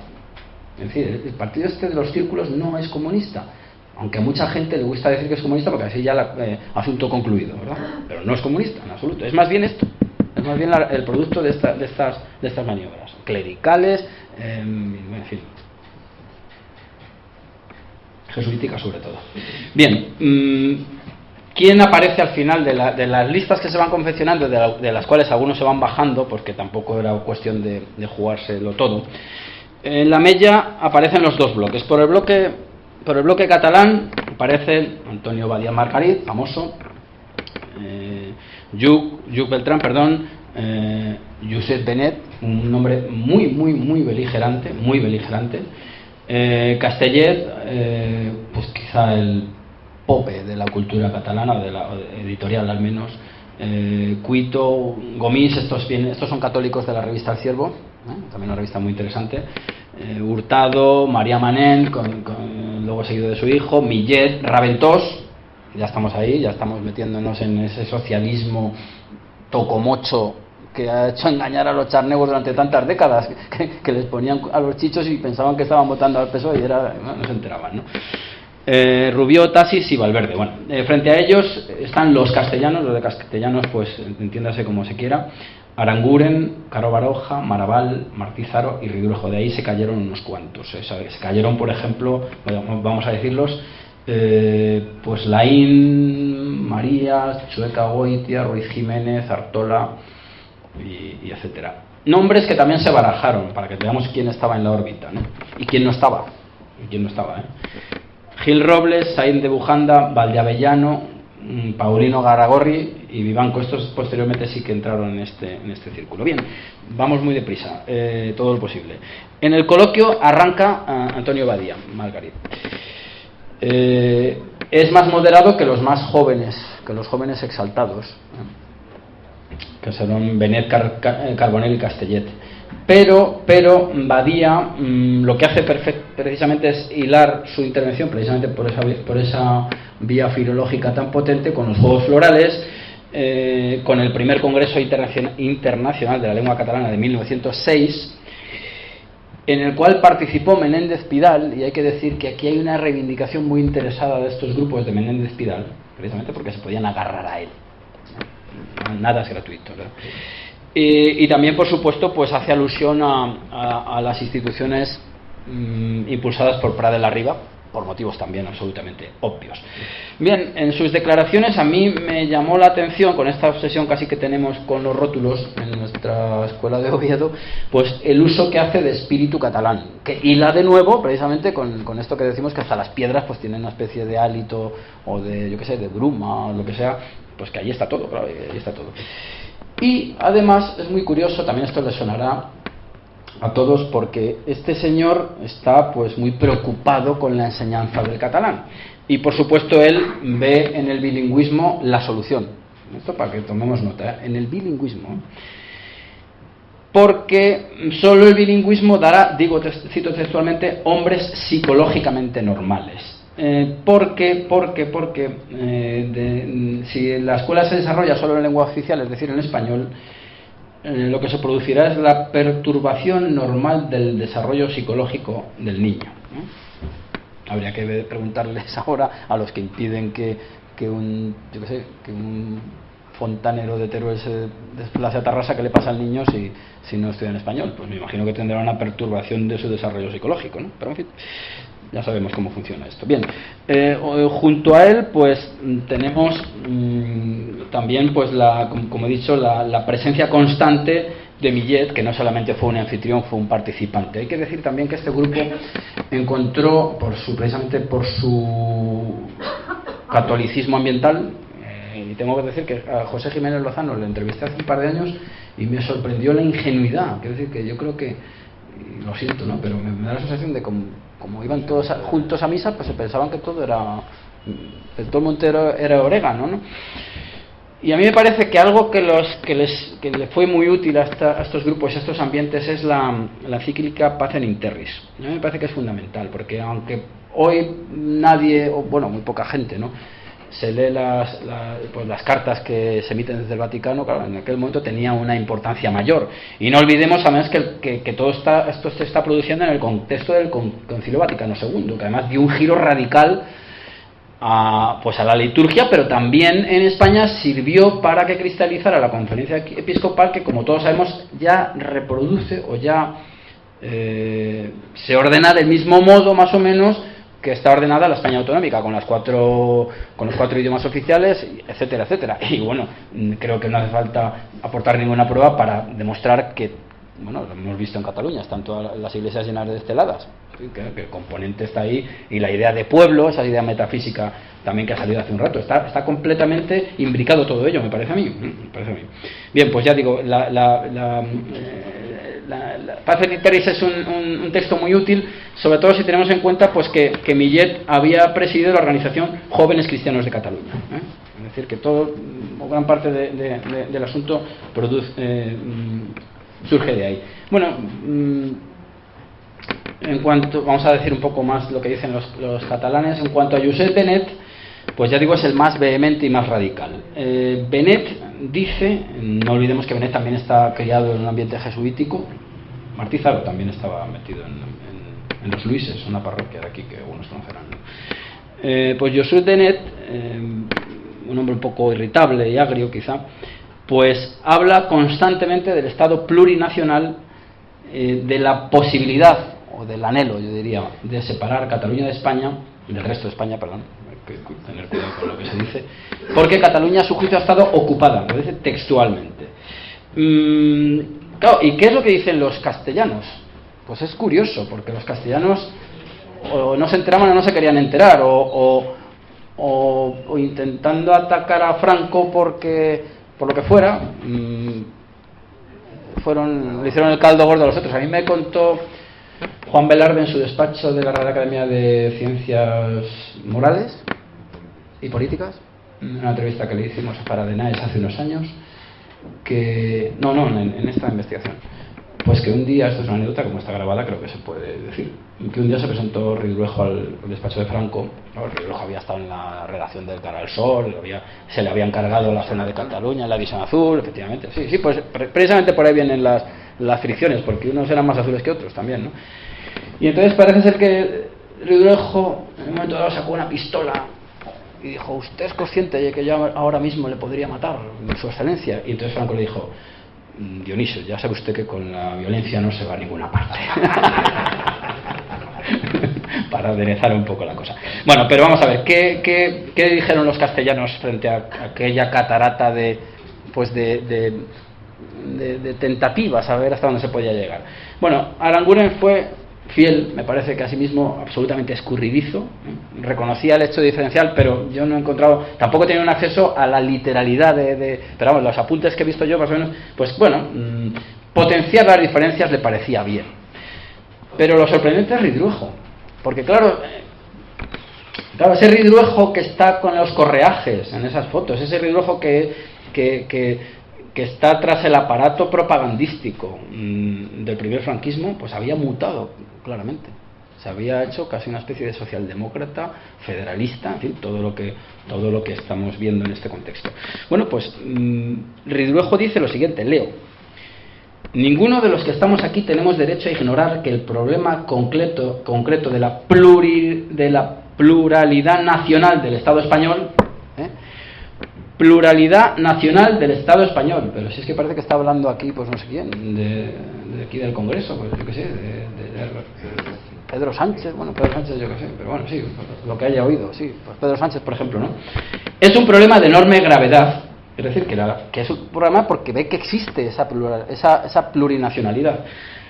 En cuanto a las posibilidades de su presentación táctica en una situación básica, bueno, aquí está el embrollo quizá de la época, ¿no?, de estos manuales tan potentes, ¿no? Es decir, es evidente que es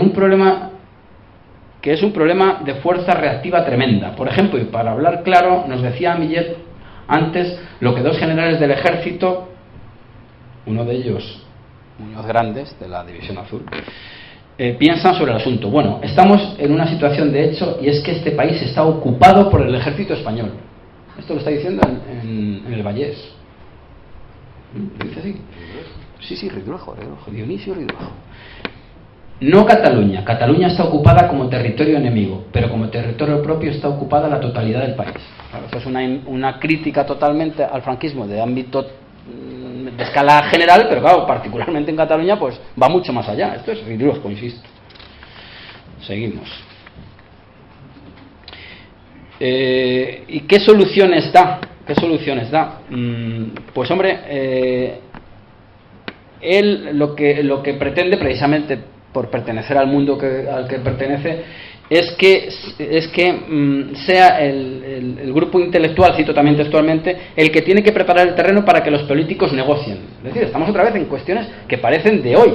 Todo el mundo, ¿cuántos hemos oído estos días lo de que no hay que judicializar el problema catalán? Claro, lo que hay que hacer es negociar. ¿Y negociar qué? Pues la soberanía. Y este señor lo que está proponiendo probablemente es esto, porque no está hablando de unas medidas de democratización globales. No. Está hablando del concreto caso catalán. Esto lo dice Ridruejo, insisto. No sé si me estoy pasando de tiempo. Voy bien, un poquito, me dicen por aquí. Bueno, pues acabo lo antes posible. Bien, ¿qué sale de todas estas reuniones? Pues sale nada menos que la idea de configurar un instituto para el estudio del pluralismo español. ¿De qué modo? Pues mediante, y esto se llegó a poner en marcha, aunque luego no tuvo el desarrollo que ellos querían, mediante la Asociación de Culturas Peninsulares.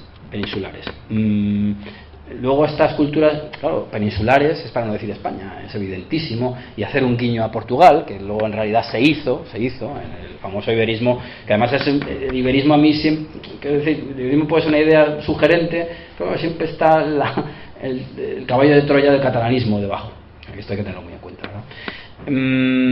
Pablo Martizaro también no era un mero contable, no, él tenía ya pues voz o mando en plaza, si se quiere. Y dice, de verdad que no me quiero extender, dice algo como lo siguiente, dice: la nacionalidad catalana y otras nacionalidades, y esto lo dice en el 64, es decir, que esta de nacionalidades lo veremos luego en un documento que se imprime en el año 78, ¿no? Y regiones, claro, es decir que el terreno está perfectamente abonado. Está perfectamente abonado. La nacionalidad catalana y otras nacionalidades se sienten oprimidas por esta concepción unitaria de la península. Claro, aquí habría que decir también España, porque claro, Portugal no cuenta, ¿no? Pero esto realmente no es un imperialismo, esto es el fenómeno que se da en todos los estados europeos. ¿Qué está aquí intentando exponer don Pablo? Pues lo mismo que están intentando impulsar desde la actual Alemania ya reunificada, la España de las regiones, que la Fundación Gustavo Bueno en su momento se encargó con muy buen gusto de publicar con ese mapa completamente fragmentario. Y esto es lo que estamos padeciendo ahora. Lo digo porque hay que darle un toque de actualidad, no hay que estar con nostalgias, hay que intentar ir y volver de todo esto, ¿verdad? Bueno, me voy de todo esto. Bueno, pues acabo ya diciendo lo siguiente: mientras esto estaba ocurriendo entre estos dos bloques financiados y con estos objetivos y esta especie de potenciación cultural de lo federal, de lo diferencial, de lo lingüístico, y los dos bloques eran Cataluña-Castilla, insisto con esta Castilla tan sui generis, en el mismo escenario se producían otras reuniones, pero estas ya eran, y esto también les sonará, de ámbito interno, era entre catalanes. Y es ahí donde se van articulando todas estas sectas y familias que hoy son las que operan en una Cataluña donde la presencia de los partidos nacionales es nula o prácticamente nula. Todos acaban añadiendo un hacia al final porque si no se congracian con el local de turno. Bien, ¿quién estaba en esas reuniones? ¿quién da cuenta de ellas? Pues un personaje muy familiar para la Escuela de Oviedo, Manuel Sacristán, hombre que también había llevado su pertinente correaje. ¿Quiénes pasaban por allí? Bueno, pues pasaba un tal Jordi Pujol, pasaba Benet estaba casi alojado allí, pasaban los Carulla, con sus famosas sopas, con su famosa gallina, pasaba Castellet, pasaba Bohigas, hombre muy poderoso en la Barcelona del 92, ¿verdad? Pasaba también Carbonell, pasaban representantes del PSUC, pasaban representantes del MSC, Movimiento Socialista de Cataluña, y todos estos, y ya lo dejo aquí, todos estos señores que pasaban por allí, como decía la canción de Aute, pues acabaron pasando pues por los salones más distinguidos de esa Cataluña, con esas redes clientelares tan potentes, con esa institucionalización de todo lo que se puede institucionalizar, con esos medios de comunicación subvencionados y con esa exaltación que a mí siempre me ha llamado la atención, como niño rural que fui, cuando vas a Cataluña, cuando ves que toda tradición se exalta. Es una cosa increíble, la cuestión cultural llevada al extremo, ¿eh? Allí no hay tradición que no se celebre, y si no existe se crea, y si queda un último tipo que la mantenga se le financia. Bueno, pues nada, con esto lo dejamos y abrimos, como esto es un coloquio dentro de los coloquios materialistas que están aquí desarrollándose, o diálogos materialistas, pues aquí lo dejo. Gracias.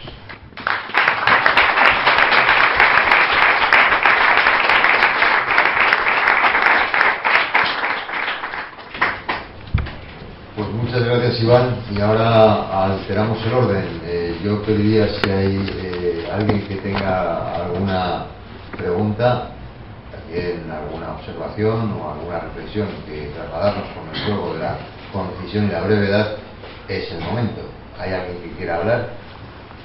Uno, dos, momento. ¿Alguien más? Porque haremos un turno cerrado porque se nos ha ido el tiempo.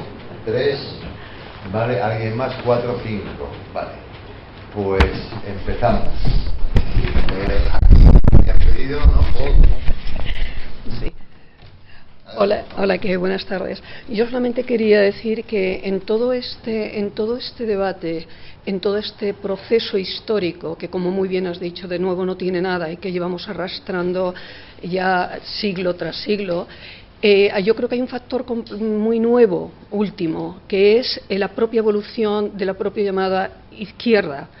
Esa izquierda líquida, esa forma completamente distinta de entender la política, esa forma de utilizar los grupos de desarrollo comunitario, los círculos y tal, yo creo que ahí hay una convergencia que sí es diferencial de otros momentos, aunque probablemente sí es verdad que en el siglo XIX, desde otro panorama completamente distinto, el krausismo, el concepto de la cultura, que entra ya en el siglo, que entra en el siglo XIX, pero ahora todo eso está como enmarcado, diluido, mucho menos identificable, pero operando, yo creo, de una manera absolutamente espectacular y reforzando.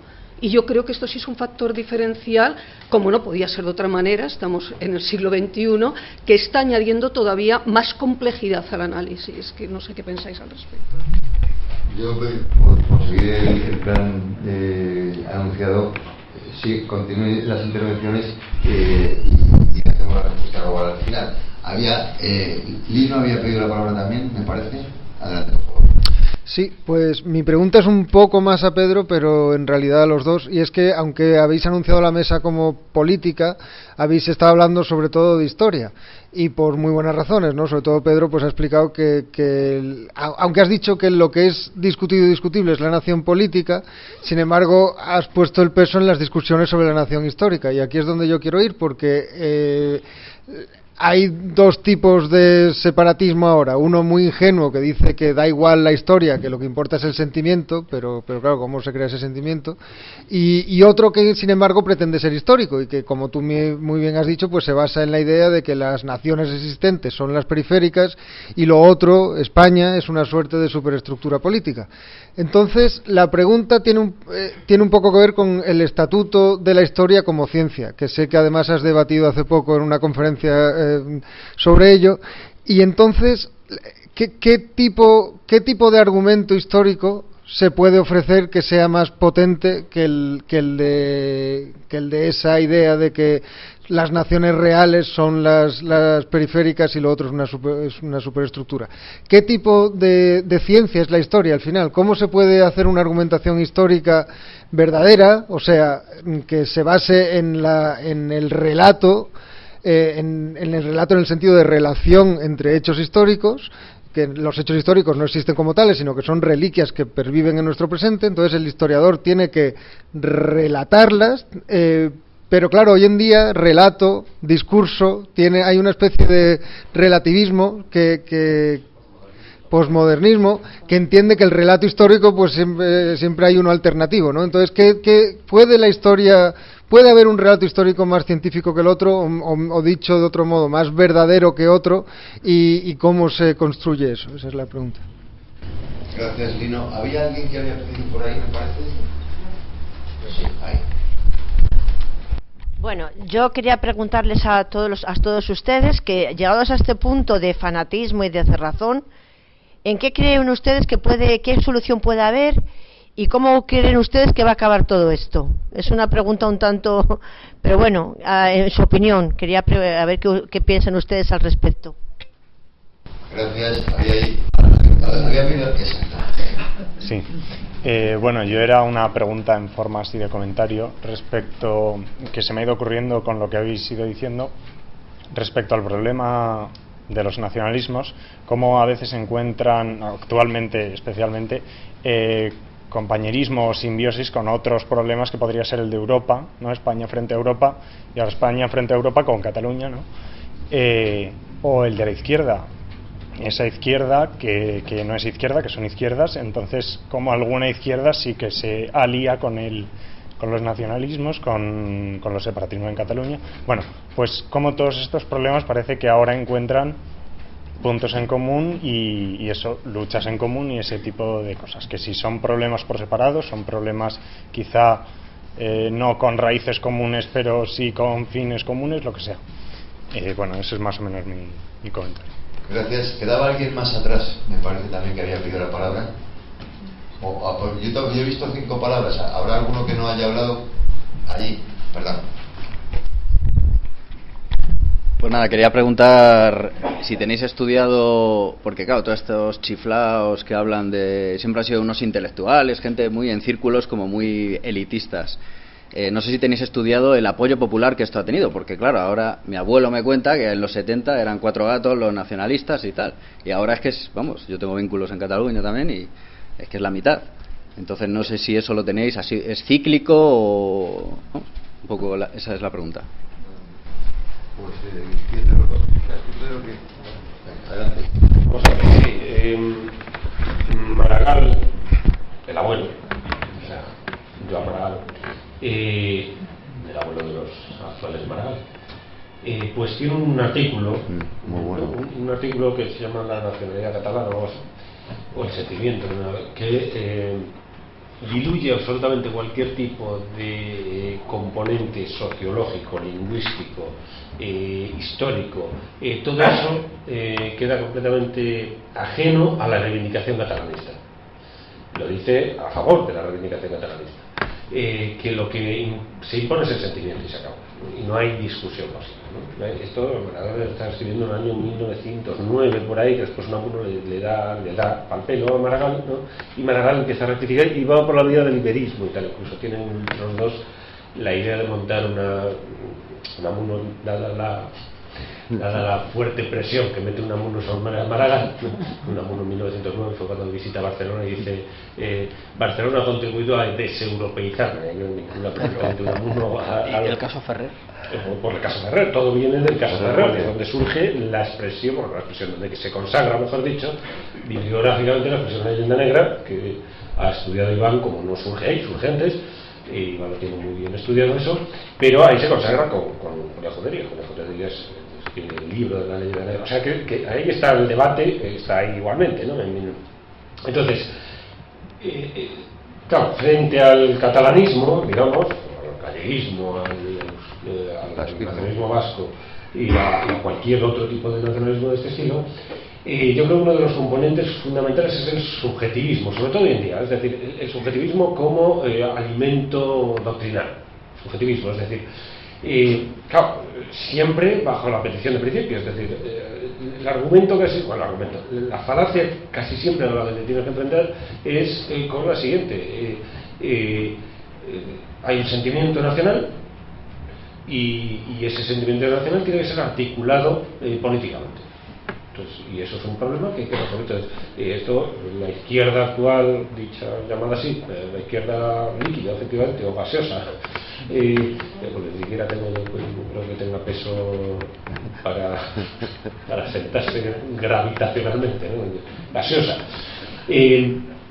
Pues lo que hay 2 millones ahí de personas, hay 2 millones, ¿no? La cifra que se baraja en el caso del catalanismo, claro, hay otro, no sé cuánto, en el caso del galleguismo, y en el caso del País Vasco se suelen decir 300.000 o así, porque se habla de los votantes de PNV, los dos votantes de juntas son 500.000. Bueno, entonces, claro, es un tipo de falacia, porque están pidiendo el principio están pidiendo el principio de la desconexión, pues la ley de desconexión, ¿no? Eso lo piden, ese principio parten de ahí, de tener una desconexión con respecto a España. No es España, eso es otra cosa. Entonces, después hace una historia ad hoc, ¿no? Es una pseudohistoria, es una historia ficción de cómo España, que es el resto, integró eso, se compuso con eso, invadió eso que está ahí, ¿no? Entonces, digamos que es una vez pedido el principio, este es el mecanismo, que no es más que una petición de principios. Es que la cosa no está complicada. Y dice, no, es que es muy complejo. No es nada complejo. Es una petición de principio. Que vamos, que a cada paso que escucha un discurso parlamentario está pidiendo principio muchas veces. Quiero decir que el reconocimiento de una petición de principio tampoco es tan complicado. Entonces, y a partir de esa petición de principio empiezan a, digamos, a articular todo el resto del discurso. Sencillamente es una petición de principio. Entonces, históricamente, claro, la historia, claro, cómo penetran en la historia. La historia es completamente inarticulable con ese tipo de discurso. Es completamente refractaria. O sea, la razón histórica está ausente en esta gente. Está ausente. O sea, es imposible. Porque precisamente ya han pedido el principio. Entonces la historia queda fuera. Ya es antihistórico del principio. Entonces no hay posibilidad de, a través de la historia, pues penetrar en ese discurso, destruir ese discurso, digamos, a través de la razón histórica, porque no admiten la discusión. Esto es el problema, que como no se admite los mecanismos lógicos, cuando dices una petición de principio, dicen, pues vale, yo estoy ahora por Twitter y de estas redes sociales tienes la oportunidad de discutir con mucha más gente, ¿no? Y discutir además con digamos, en tierra hostil, ¿no? Totalmente, porque te metes ahí, escribes un artículo o lo que sea, y te lleven una serie de gente que te topas con ellos, ¿no? Inevitablemente. Entonces tú le dices una petición de principio y algunos se chascarrillan y digo, petición de final, no saben lo que están diciendo. No saben lo que estás hablando. Es imposible debatir. Ni de historia, vamos, no es posible debatir, ya no de historia, naturalmente, porque a esos niveles ya es imposible. Entonces, el discurso histórico es un discurso complejo, requiere efectivamente, es decir, la historia supone articular una serie de. Primero, la historia es un campo de batalla, un campo de batalla en el que ganar, digamos, es decir, es una constante controversia, pero el ser controvertido no implica que no exista una verdad histórica, naturalmente. Entonces, cuando esto se dice, no, es que la historia depende, bueno, pues si depende, pues también depende para ti, no solamente para mí, ¿no? Entonces, pero tú, sin embargo, sigues afirmando la realidad histórica de Cataluña en la Edad Medieval. Entonces, ese relativismo, claro, Aristóteles en el libro cuarto puso de manifiesto la imposibilidad del relativismo, efectivamente. Pero, en el libro cuarto la metafísica, pero bueno, esto es lo que tenemos, es decir, claro, la historia, primero, implica una serie, por ejemplo, estos documentos que yo he traído aquí son documentos históricos, naturalmente. Esto está escrito en el siglo de... Entonces, o, por ejemplo, una cosa que llama mucho la atención, ¿no?, que es el hecho de que el franquismo,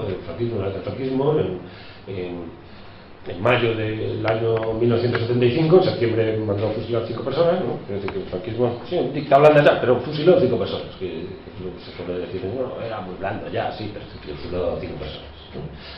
Entonces, pues en mayo de 1975 incorpora, esto ya lo sabes de sobra, ¿no? Ya lo hemos dicho muchas veces, incorpora en un decreto firmado por Franco las lenguas vernáculas, las lenguas nativas, que llaman en ese decreto, las lenguas nativas a la educación, la Ley General de Educación, en ese momento que surge en 1970. La Ley General de Educación, pues en 1970 se va desarrollando, con todas las leyes, la LOCSE tardó en desarrollarse no sé cuánto tiempo, pues esto es igual, la Ley General de Educación, 1970. En 1975 se publica un decreto en el que se incorpora a la educación normalizada, las lenguas nativas. Eso es una verdad histórica. Ese hecho, ese documento, tú no puedes eludirlo, no puedes decir que no existe, puedes después reinterpretar como quieras. Y, bueno, es el final del franquismo y entonces estaba muy blando y no sé qué, ya, pero es el franquismo.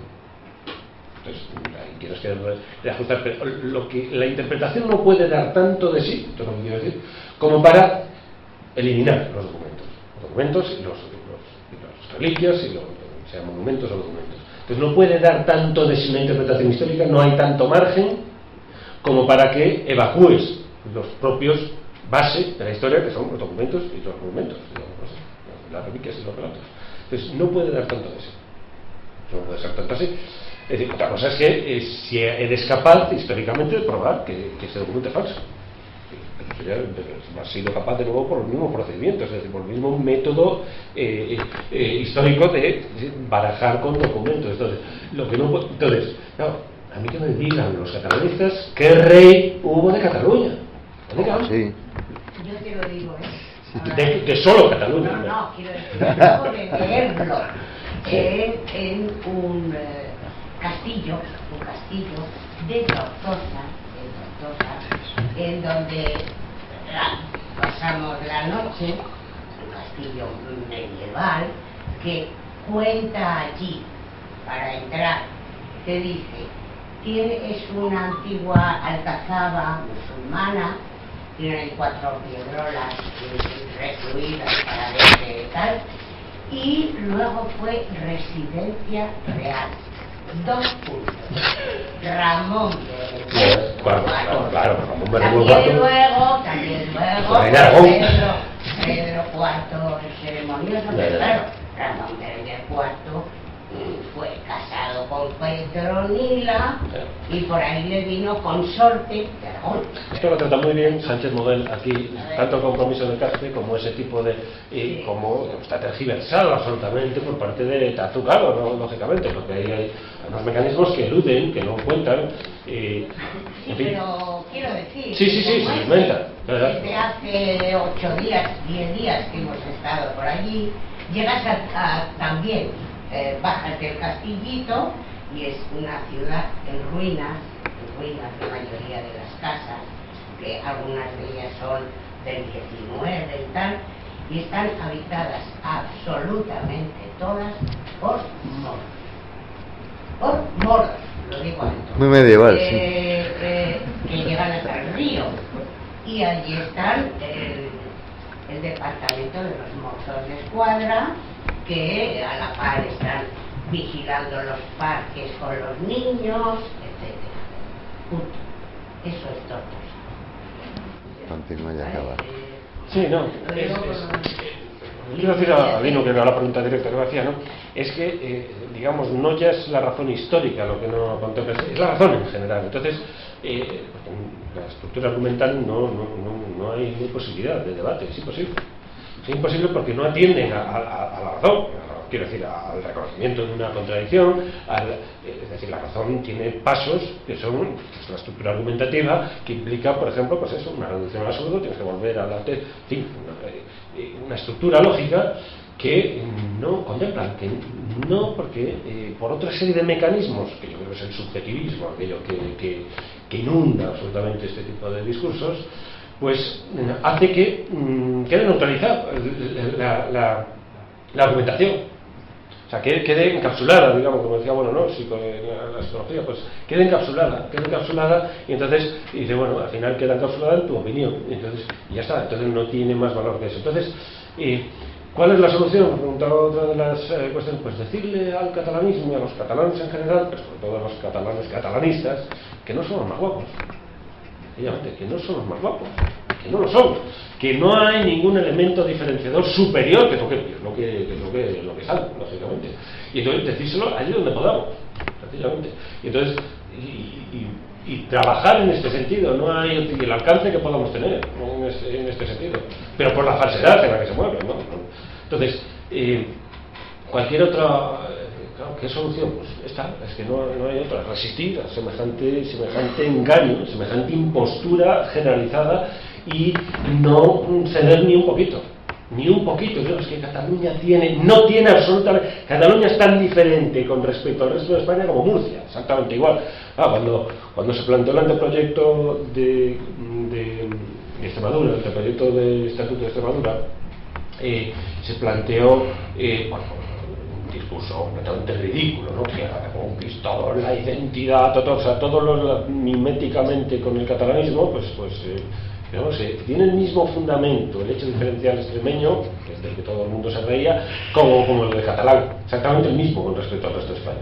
La marca hispánica, por ejemplo, un invento historiográfico catalanista, que han utilizado el catalanismo, que jamás se consagró, digamos, en el derecho. Esto lo cuenta muy bien Maraval, aunque estuviera ahí metido, sí. Pues no todo está con todo, ¿no? Y Maraval, en el concepto de España en la Edad Media, cuenta perfectamente cómo la marca hispánica no es una noción digamos, una articulación, ¿cómo decirlo?, como reconocida como parte de la, así, como institucionalizada como parte del Imperio Carolingio. No es tal, no hay una marca hispánica reconocida en los documentos, no existe tal cosa.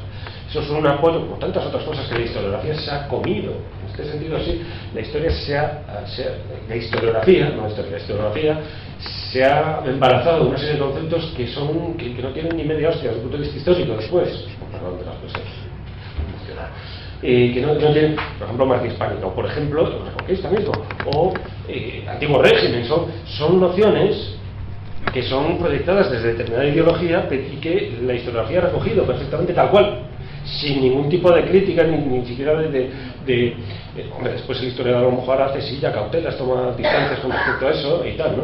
Pero la historiografía, claro, tiene necesidad de establecer apartamentos, de establecer criterios, hitos, ¿no? Por supuesto, pero muchos de estos hitos que se han consagrado, pues no tienen recorrido histórico, no tienen realidad histórica detrás. Entonces, la marca hispánica, por ejemplo, lo que se basa esta gente, diciendo que ahí aparece, ya estaba Cataluña, no es Cataluña, la marca hispánica, eso va a petar, ¿no? Porque llegaba hasta el Ebro, ¿no? Entonces, pero si no hay consagrado tal.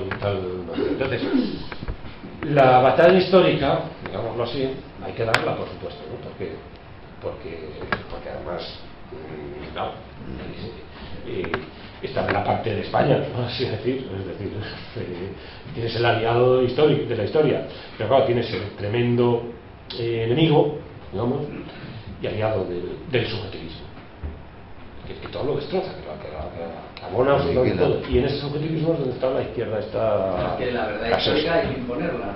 Si no tienes la educación, ¿cómo la impones? Están allí las claro, no. Tienes las autonomías, ¿cómo más diálogo, es imposible, o sea, si usar con la razón histórica y perdón. No, también sí, no tienes la razón política, da igual, la razón histórica se disuelve, naturalmente, claro que sí.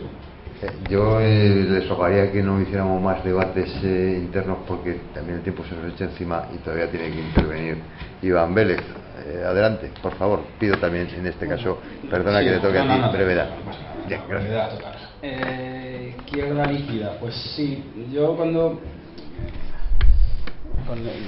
más o menos la respuesta la has dado ya en la pregunta, ¿no? Cuando has hablado de las tecnologías, ¿no?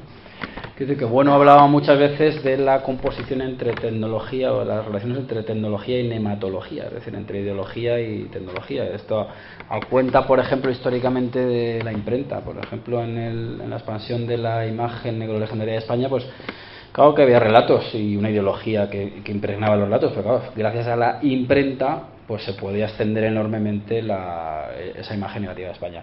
Lo que ocurre ahora mismo con respecto a las tecnologías me da la sensación que es una especie de fomento de la ilusión democrática. Es decir, tú coges el móvil y ahora mismo pones me gusta o retuiteas y te piensas que estás participando mucho más de lo que en realidad participas. Es decir, que eso es una ilusión en la que se cae constantemente. Entonces, yo pienso que claro, y ser de izquierdas o ser de derechas en ese sentido, pues casi midiendo pues los retweets, y de hecho además no es que tenga yo obsesión con Podemos ni muchísimo menos, es un partido muy ramplón, no me interesa mucho la verdad, pero por ejemplo ellos han cimentado gran parte de su éxito en un uso muy hábil de las tecnologías y un público muy específico, hasta tal punto que la reforma de la ley electoral que buscan, rebajando la edad que te capacita para votar, pues es casi aquella que ya les ligaría con las destrezas de un colectivo muy concreto que ellos se encargan de adular, ¿verdad? Hasta ahora que se han dado cuenta que hay un montón de jubilados y que hay que también que acogerlos en su seno. Lo de Lino ya lo ha contestado Pedro, como no era para mí, pues me lo salto. Solución y el final de todo este proceso, no sé quién lo planteaba por ahí, pues yo también digo lo mismo que Pedro, pues hacer lo que se pueda. Tampoco, es que cualquier otra cosa es ponerte también muy místico y muy metafísico y yo haría y tal. No, hacer lo que se pueda, con nuestras capacidades, con nuestras herramientas, por supuesto manteniendo un estoicismo prueba de bomba. Y al margen ya del narcisismo propio en este caso del catalanismo, porque claro, son diferentes pero mejores, más guapos, mucho más guapos, pues al margen de eso, que se puede incluso caricaturizar con bastante facilidad, yo añadiría un argumento que me gusta mucho poner sobre la mesa, precisamente por nuestras, digamos, por nuestra condición materialista, no grosera en este caso, pero muy pertinente. La secesión es un robo. O sea, la política no es una cuestión de decisión y de consenso, no, es de territorio. Entonces, la mutilación de un territorio es un robo de un conjunto de españoles al resto, todo y parte. Y eso, por lo menos como argumento, creo que puede funcionar. Yo ya remato, ¿no? Sí. Entonces, en cuanto al tema de las izquierdas, esta simbiosis que se han dado, bueno, a mi juicio, lo que está, insisto en el argumento y no tengo otro mejor, ¿no? Me parece a mí que estamos continuamente operando en el caso de que hubiera alguna corriente de izquierdas, que eso también es que es muy viscoso todo, ¿no? Y muy extravagante todo, ¿no? Pero bueno, a mí me parece que sigue operando mucho el anarquismo en estos territorios, pero curiosamente es un anarquismo que luego se ajusta a los límites regionales. Es que es una cosa, claro, y entonces claro, criticar eso es un lío, porque claro, tú eres anarquista, la propiedad es un robo, caricatura de este tipo, sí, pero al final, madre mía, ves una señora y, ay, por favor, esta sí es la verdadera patria nuestra, ¿no? En fin, que al final se ajusta a eso, pues probablemente por todos estos antecedentes que tienen, que no se dan cuenta, claro, que no se dan cuenta de que los tienen, pero que se los han tragado enteritos. Y en cuanto al apoyo popular, a mí me gusta mucho hacer hincapié, ya lo he hecho, en el papel que están jugando los sindicatos. Yo es que no me caí de la burra, porque ya me había caído hace muchos años, pero yo en el 2010 estuve todo el año trabajando para el administrador de Cataluña, por cierto. Y entonces iba yo por las Ramblas a tomarme una cerveza para despejar un poco la cabeza del túnel y tal. Y yo ya cuando vi que, no me acuerdo, alguno me podrá decir qué es, si es UGT o Comisiones la que está en las Ramblas, ¿cuál de ellas es la que tiene la sede en las Ramblas? Sí. Es Comisiones. Yo cuando vi en el 2010 a Comisiones con la pancartita que tocara en su momento, pues bueno, me pareció despreciable aquello. Como estudio de campo es muy interesante, el de un podemita, el de Xavier Domènech, analiza muy bien los movimientos obreros. Tiene un libro interesante, en La Catarata me parece, yo lo he leído, es valioso en cuanto a información. Evidentemente la interpretación no la compartimos, pero ahí se ve perfectamente cómo hay un entrismo muy claro del catalanismo en el sindicalismo, y esto es lo que ya no se puede tolerar. Es decir, a mí que me estén continuamente, porque como estamos sometidos a estas etiquetas constantes, el facha y el izquierdista y el progre y el carca, pero por favor, pero ¿cómo pueden los sindicatos haberse tragado semejante camelo? Bueno, pues nada, simplemente que yo creo que ahí es una clave. Analizar, por ejemplo, el tema obrero es un tocomocho absoluto, y el cinturón famoso, el cinturón rojo este de Barcelona, igual que el de Madrid, pues todo pervertido completamente. Pero bueno, pues esas son mis opiniones.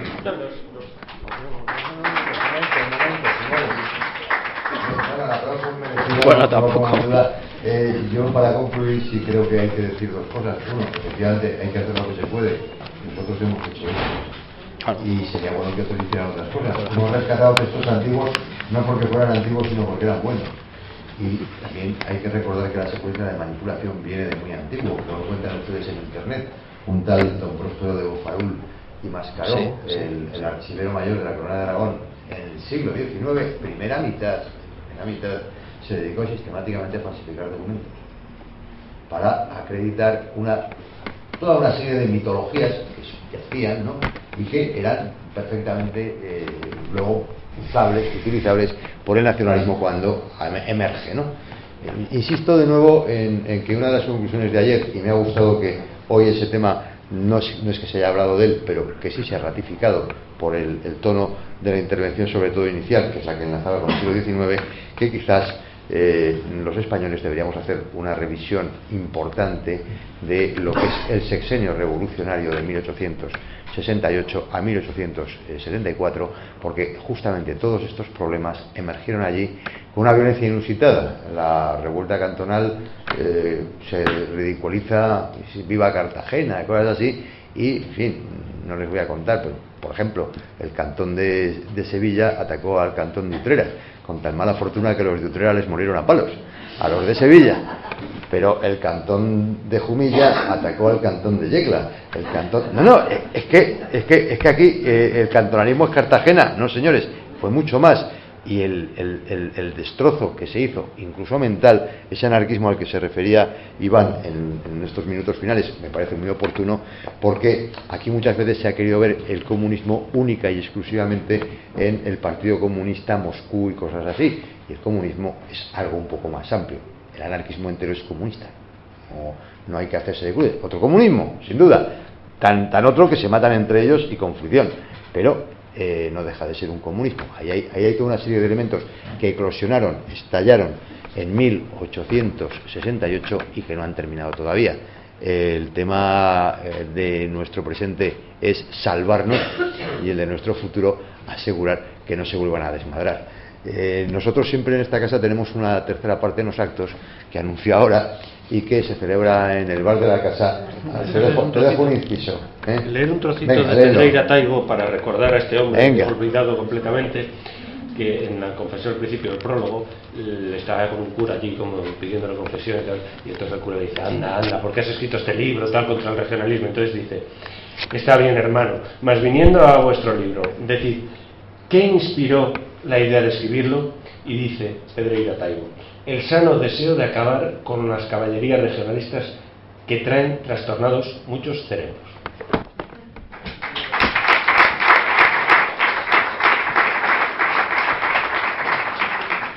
Pues como decía, levantamos la sesión y tomamos una copa de vino de Rioja en el bar. Gracias.